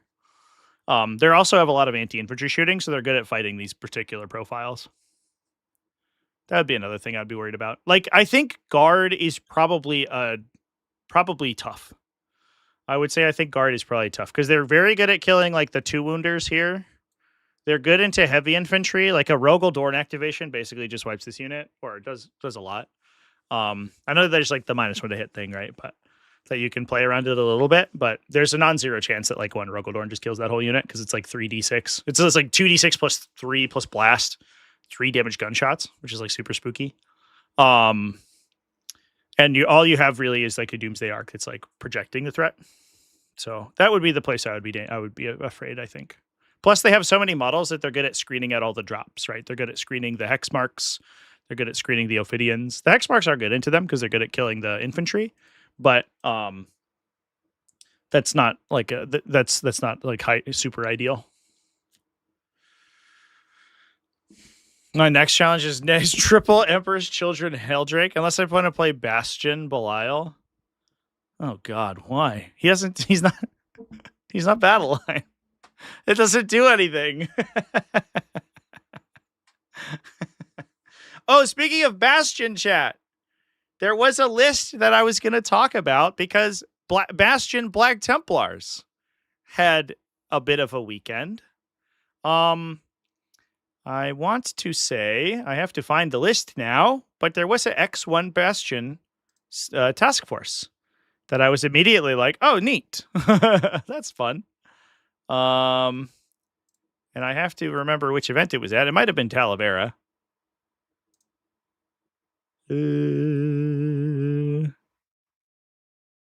It was decidedly not. It was Battleborn, is that right? No, it wasn't Battleborn. Dang it, chat. Did I save the tab? Or am I a goober? I think I might have been consumed by gooberism. Oh, I found it. It was Battle for the Bend. I did save the tab. I'm so proud of myself. 4-1. So this was a 46 player GT. 46 players. We saw some, I don't know, pretty normal stuff at the top. Necrons, Adeptus Tortoise. Adeptus Tortoise is cool to see. This is all sort of normal stuff. I'm actually not sure what the Chaos Space Marines were doing. Renegade Raiders, things. Plaguemarines. Huh. I've been sidetracked. Curse Cultists, Bikers, Ryan. I guess Plaguemarines like good at punching people. Double Forge Friends, double Noise Marines. Beast of Nurgle. Actually, do the Plague Marines get the Plague icon? The -1 to leadership icon? Or is that just Death Shroud? No, they do. Okay. So we can stack -2 to leadership? Is that good? I don't think it's doing anything. You can get -3, I guess, if you have Raptors, which we don't. Yeah, I'm not really sure what this list is doing. I guess they're just fighting people probably. Because they're like high toughness characteristic duders. Grab the data sheet over here. I have to remember not to open up multiple tabs here. I think is my problem because it messes up with the way I set up this this sheet, this scene. I think that they ruled that the affliction doesn't do anything if you weren't playing Death Guard. I can't remember off the top of my head if they made that ability do anything, but at the very least, you can shoot like spewers out the top with AP bonuses, and you are swinging a bunch of lethal hits. Like it's a bunch of like 8/2/2 what you can give bonus AP to, I guess. So maybe it's fine. Losing Dark Pacts also sucks, but they have no ability and you don't take the icon. There's just 2 extra toughness for 5 more points in place of Legionaries. Is that good though? You lose a laser cannon and movement and wound rerolls. I mean, I guess like their knife is worse than a chainsword. That feels like a side grade at best. That's interesting. Huh. I don't know what's going on with that one. Double Rhinos, double Friends, double Noisy Boys, which are phenomenal in this attachment. Holy shit. Plus Piece of Nurgle, plus Nurglings. Interesting. Lord Disco with the Dread Reaver, so he can get the rerolls more easily. Vastor the Arcaphane for the Forge Friends. He's such a good rapid ingress in this list too, because he just ingresses like 12.1 inches away, and then just like next to a Forge Fiend and menaces you, and there's nothing you can do about him. He's just gonna charge you next turn. Vastor is like so good, by the way. I don't think this requires that it be said, but Vastor is phenomenal. The fact that Vastor is cheaper than most Demon Prince profiles is a crime. Like a Chaos Space Marine Demon Prince is like 160 points, and Vastor is like 15 more points for like extra movement, extra attacks, devastating wounds, anti-vehicle, higher strength, higher AP value, a better gun. Like, it's like, what the fuck are we doing here? An aura ability that affects all of your vehicles. Like, what is happening? It's crazy. You compare those 2 units together and you're like, this is insanity. Heldrake 200, yeah. Yeah. It's paying the aircraft tax, bro. Although, the Heldrake will give Vastor lone operative, so really, who's winning now, you know? Also, Vastor more too, yeah.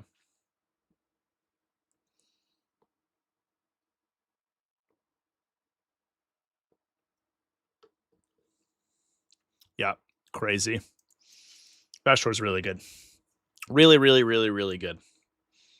I do kind of like what they did with them. I don't really understand why they are so scared. I guess it must be 9th edition stuff, like 9th edition trauma, where they are worried about taking there's like a profile that's like a hefty monster character, like a Hive Tyrant, the Hive Tyrant equivalent of the game, that in previous editions was like the only character ever. If you didn't have like a specific warlord trait, like an ability that was like infantry focused, you just never took any of those idiots. You always took the Demon Prince equivalent. Because it was like, I could put my buffs on, like Jeremy over here, who's like, has a chainsword, or I could put them on a 25-foot tall monster that has like a strength 9 AP 4, like flat 4 damage melee profile. Like, okay, I guess I'll give it to that guy. And so it just invalidated every infantry character in the game.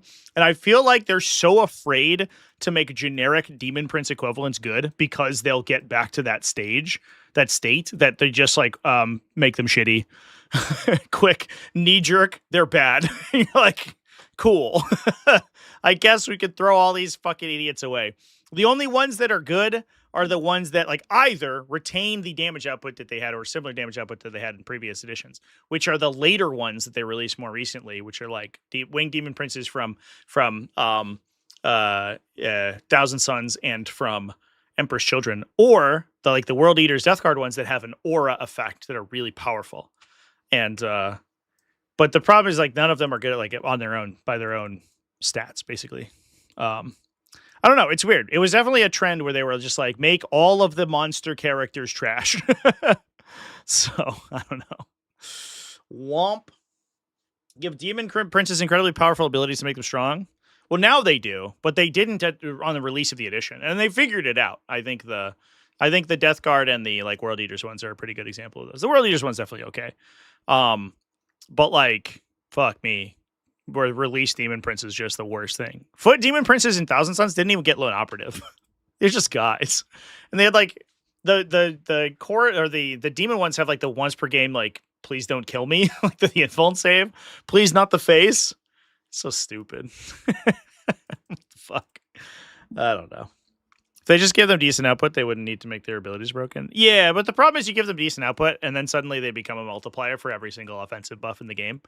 If you're like, oh, we'll just make them like 10, 3, 3, like 7 attacks. And you're like, well, I could Berserker Glaive that guy. And now his 7 attacks are like 12, 3, 4. And you're like, well, we've made a mistake. Now everyone just has a Berserker Glaive guy. I don't know. All right. Let's talk about Bastion for a sec here, chat. So this was X and 1 at Battle for the Bend. And is the new face of Black Templars. I hate this list, by the way, because it's good. And it's really good against all the shit I like to play. Black Templars are so funny because the Black Templar community is always like, my faction sucks and everything is bad and they nerf us all the time. And then I try to play like a silly list with a bunch of monsters in it and I get fucking run the fuck over by Black Templars every time. They're so good against every army that I have ever played, besides Harry Dan. Harry Dan kicks the shit out of them. But this list, good. So this was X1. We had a Crusade Ancient, which is kind of sweet, with a Bombast Omnivox, which gives you a 4+ command point regen. 3+ command point regen if you have Battle on keyword every time you are selected as a target of a stratagem. I don't know where he goes. We'll find out, I guess. We have Emperor's Champion, Heldrake, Lieutenant with Blades of Velour, which gives +1 AP characteristic to melee weapons equipped by the bearer and all battle line models in the unit. So, welcome to AP2 fucking Crusaders. Holy shit. We have another lieutenant, a combi lieutenant, a marshal with hero of the chapter. So his whole unit gains battle line plus a second marshal. So double lieutenants plus a combi. No Castellans. It's all marshals all the time, I guess. So we're just getting hit rerolls. But I guess you have lethal hits on a stick, right?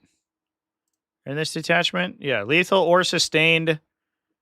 But you gain it while targeting things that are Auspex scanned, or if your bearer has battle line keyword, which is easy. So it's Sword Brethren, or excuse me, double 20s of Crusaders. Sick.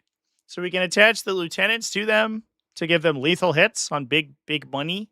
Plus we get Heldrake in one of them. I don't know if we can dual attach the Crusade Ancient. I actually have no idea. Crusade Ancient leaders into Crusader squads, even if a chapter master or lieutenant has joined. So we can put him in there with Heldrake. But you can't... you are capped on your dual attachments. You cannot... I guess we can dual attach LT plus Heldrake plus Crusade Ancient plus LT is what we do. And then he gives you a 4+ fight on death plus the command point regeneration. Plus he has 5 lethal hit melee attacks. Sick. He's just another... He's just another Castellan or another Marshal, basically. Double Crusader squad, Intercessor squad, 1 Lancer, 1 Executioner, fucking 10 Sword Brethren, bro. Holy fuck. That's so many. You can take Sword Brethren in 10s. Or 9, I guess. That's legal? And they're only like 23 points a model? Wait, that's crazy, actually.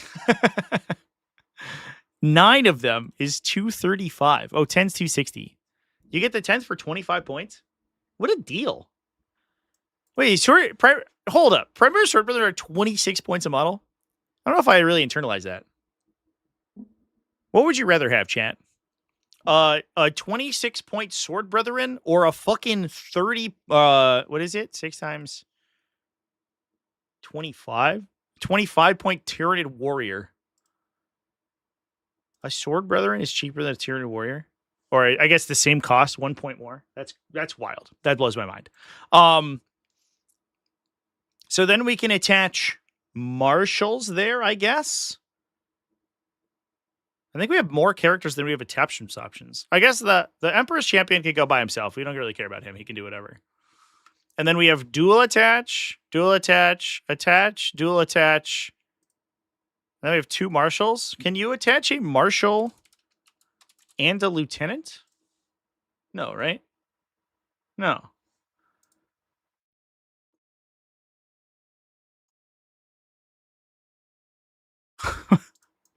I don't know what these guys are doing. I mean, one of these for sure attaches into the Sword Brethren squad, right? To make them battle line.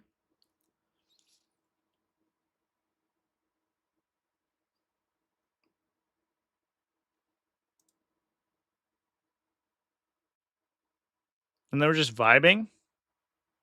Oh, we can dual attach 1 into the Crusaders with the Lieutenant. I guess that's what we do. To give them 5-up criticals. That must be what we do. Okay. No, we figured it out, chat. Cool. So it's Sword Brethren, Crusaders, dual attach, Crusaders, dual attach, and then there's a guy. There's a Crusade Ancient hanging out there. I'm still sort of confused. Oh, can we dual attach an LT? Oh no, we can dual attach the Crusade Ancient. I get it. The Ancient can go with the Marshal in the Crusade squad, because then you get rerolls, or then you get enhanced criticals, and he has a lethal hit weapon. You don't want to combo him with the Lieutenants. That's not ideal. Okay. So Sword Brethren, this is confusing as fuck. So Sword Brethren, Crusade.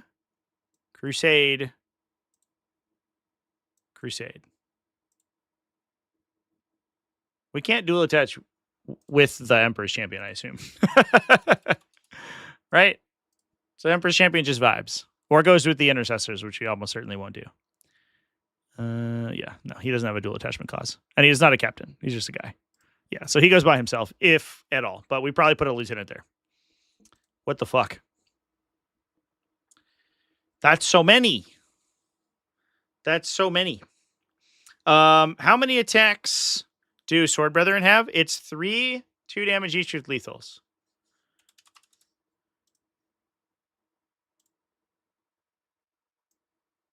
And then attachment like character options. So the Marshals have another, I think they go to 8 lethal hit attacks, and they give you 5-up criticals, so 5-up lethal hits. And then, if in this detachment, in Bastion Task Force, so this is why this detachment's really good.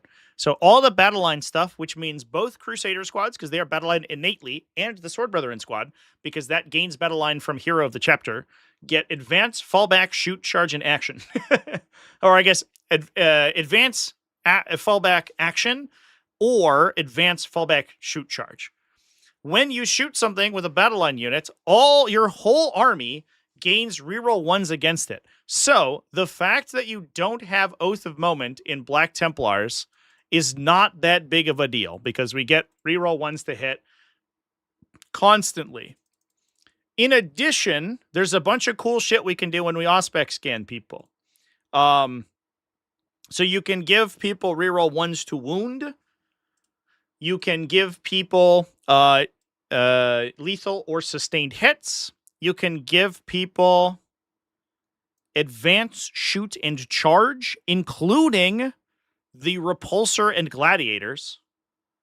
So this stuff becomes like sort of like a, I don't know. You're playing like Gladius Task Force light, basically.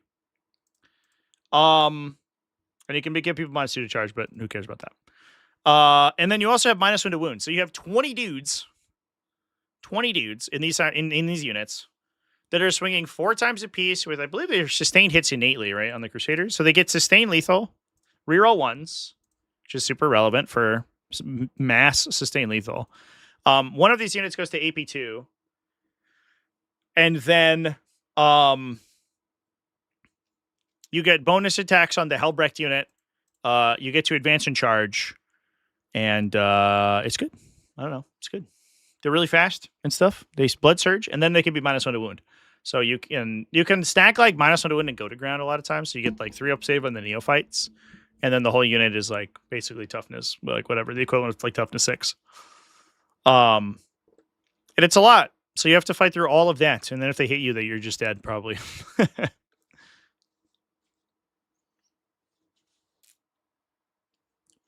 54 chainsword attacks, and you have 5 up critical lethal sustain. Oh, are these guys chainswords? Oh, they are. Chat. I didn't even notice. You're so right. They are chainswords. I guess because we're going to dual attach a lieutenant with them, right?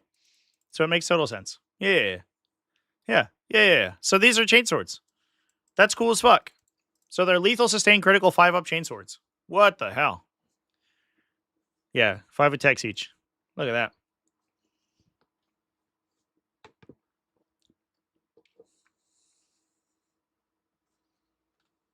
Why don't we run Brethren with chainswords instead of the instead of the Crusaders?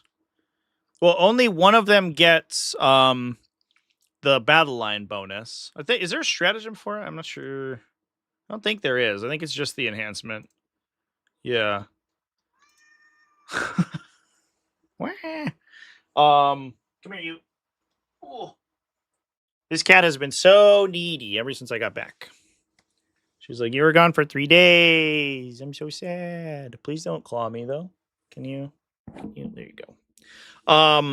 So only one of your units gets battle line innately, so it gets the advancement charge. The Crusaders just have it, so that's why you play Crusaders over the Sword Brethren. Except for the one big Sword Brethren squad. Sometimes you also will see them with Assault Intercessors. I think they're very good in this attachment, too. And then the other benefit, too, is that you're attacking like mass with like mass strength 4. And so the Templar vow for Obsec, first of all, is great because you're just like mass OC everywhere. But the other one is +1 to wound in melee. And so all of these attacks can be +1 to wound. So you're attacking with like, in this case, like 100 or 80 chainsword attacks, 100 in Heldrake's unit, 80 chainsword attacks with sustained lethal +1 to wound. So the sustained hits are also winning on 5s or 4s in most cases. They'll just kill you. Basically, if you're not like a 2+ save AOC, you're just dead most of the time. You just hope that they don't touch you, or you have like requisite multi-damage blast that you can just like nuke the whole unit in one go, which is tough to do with -1 to wound too.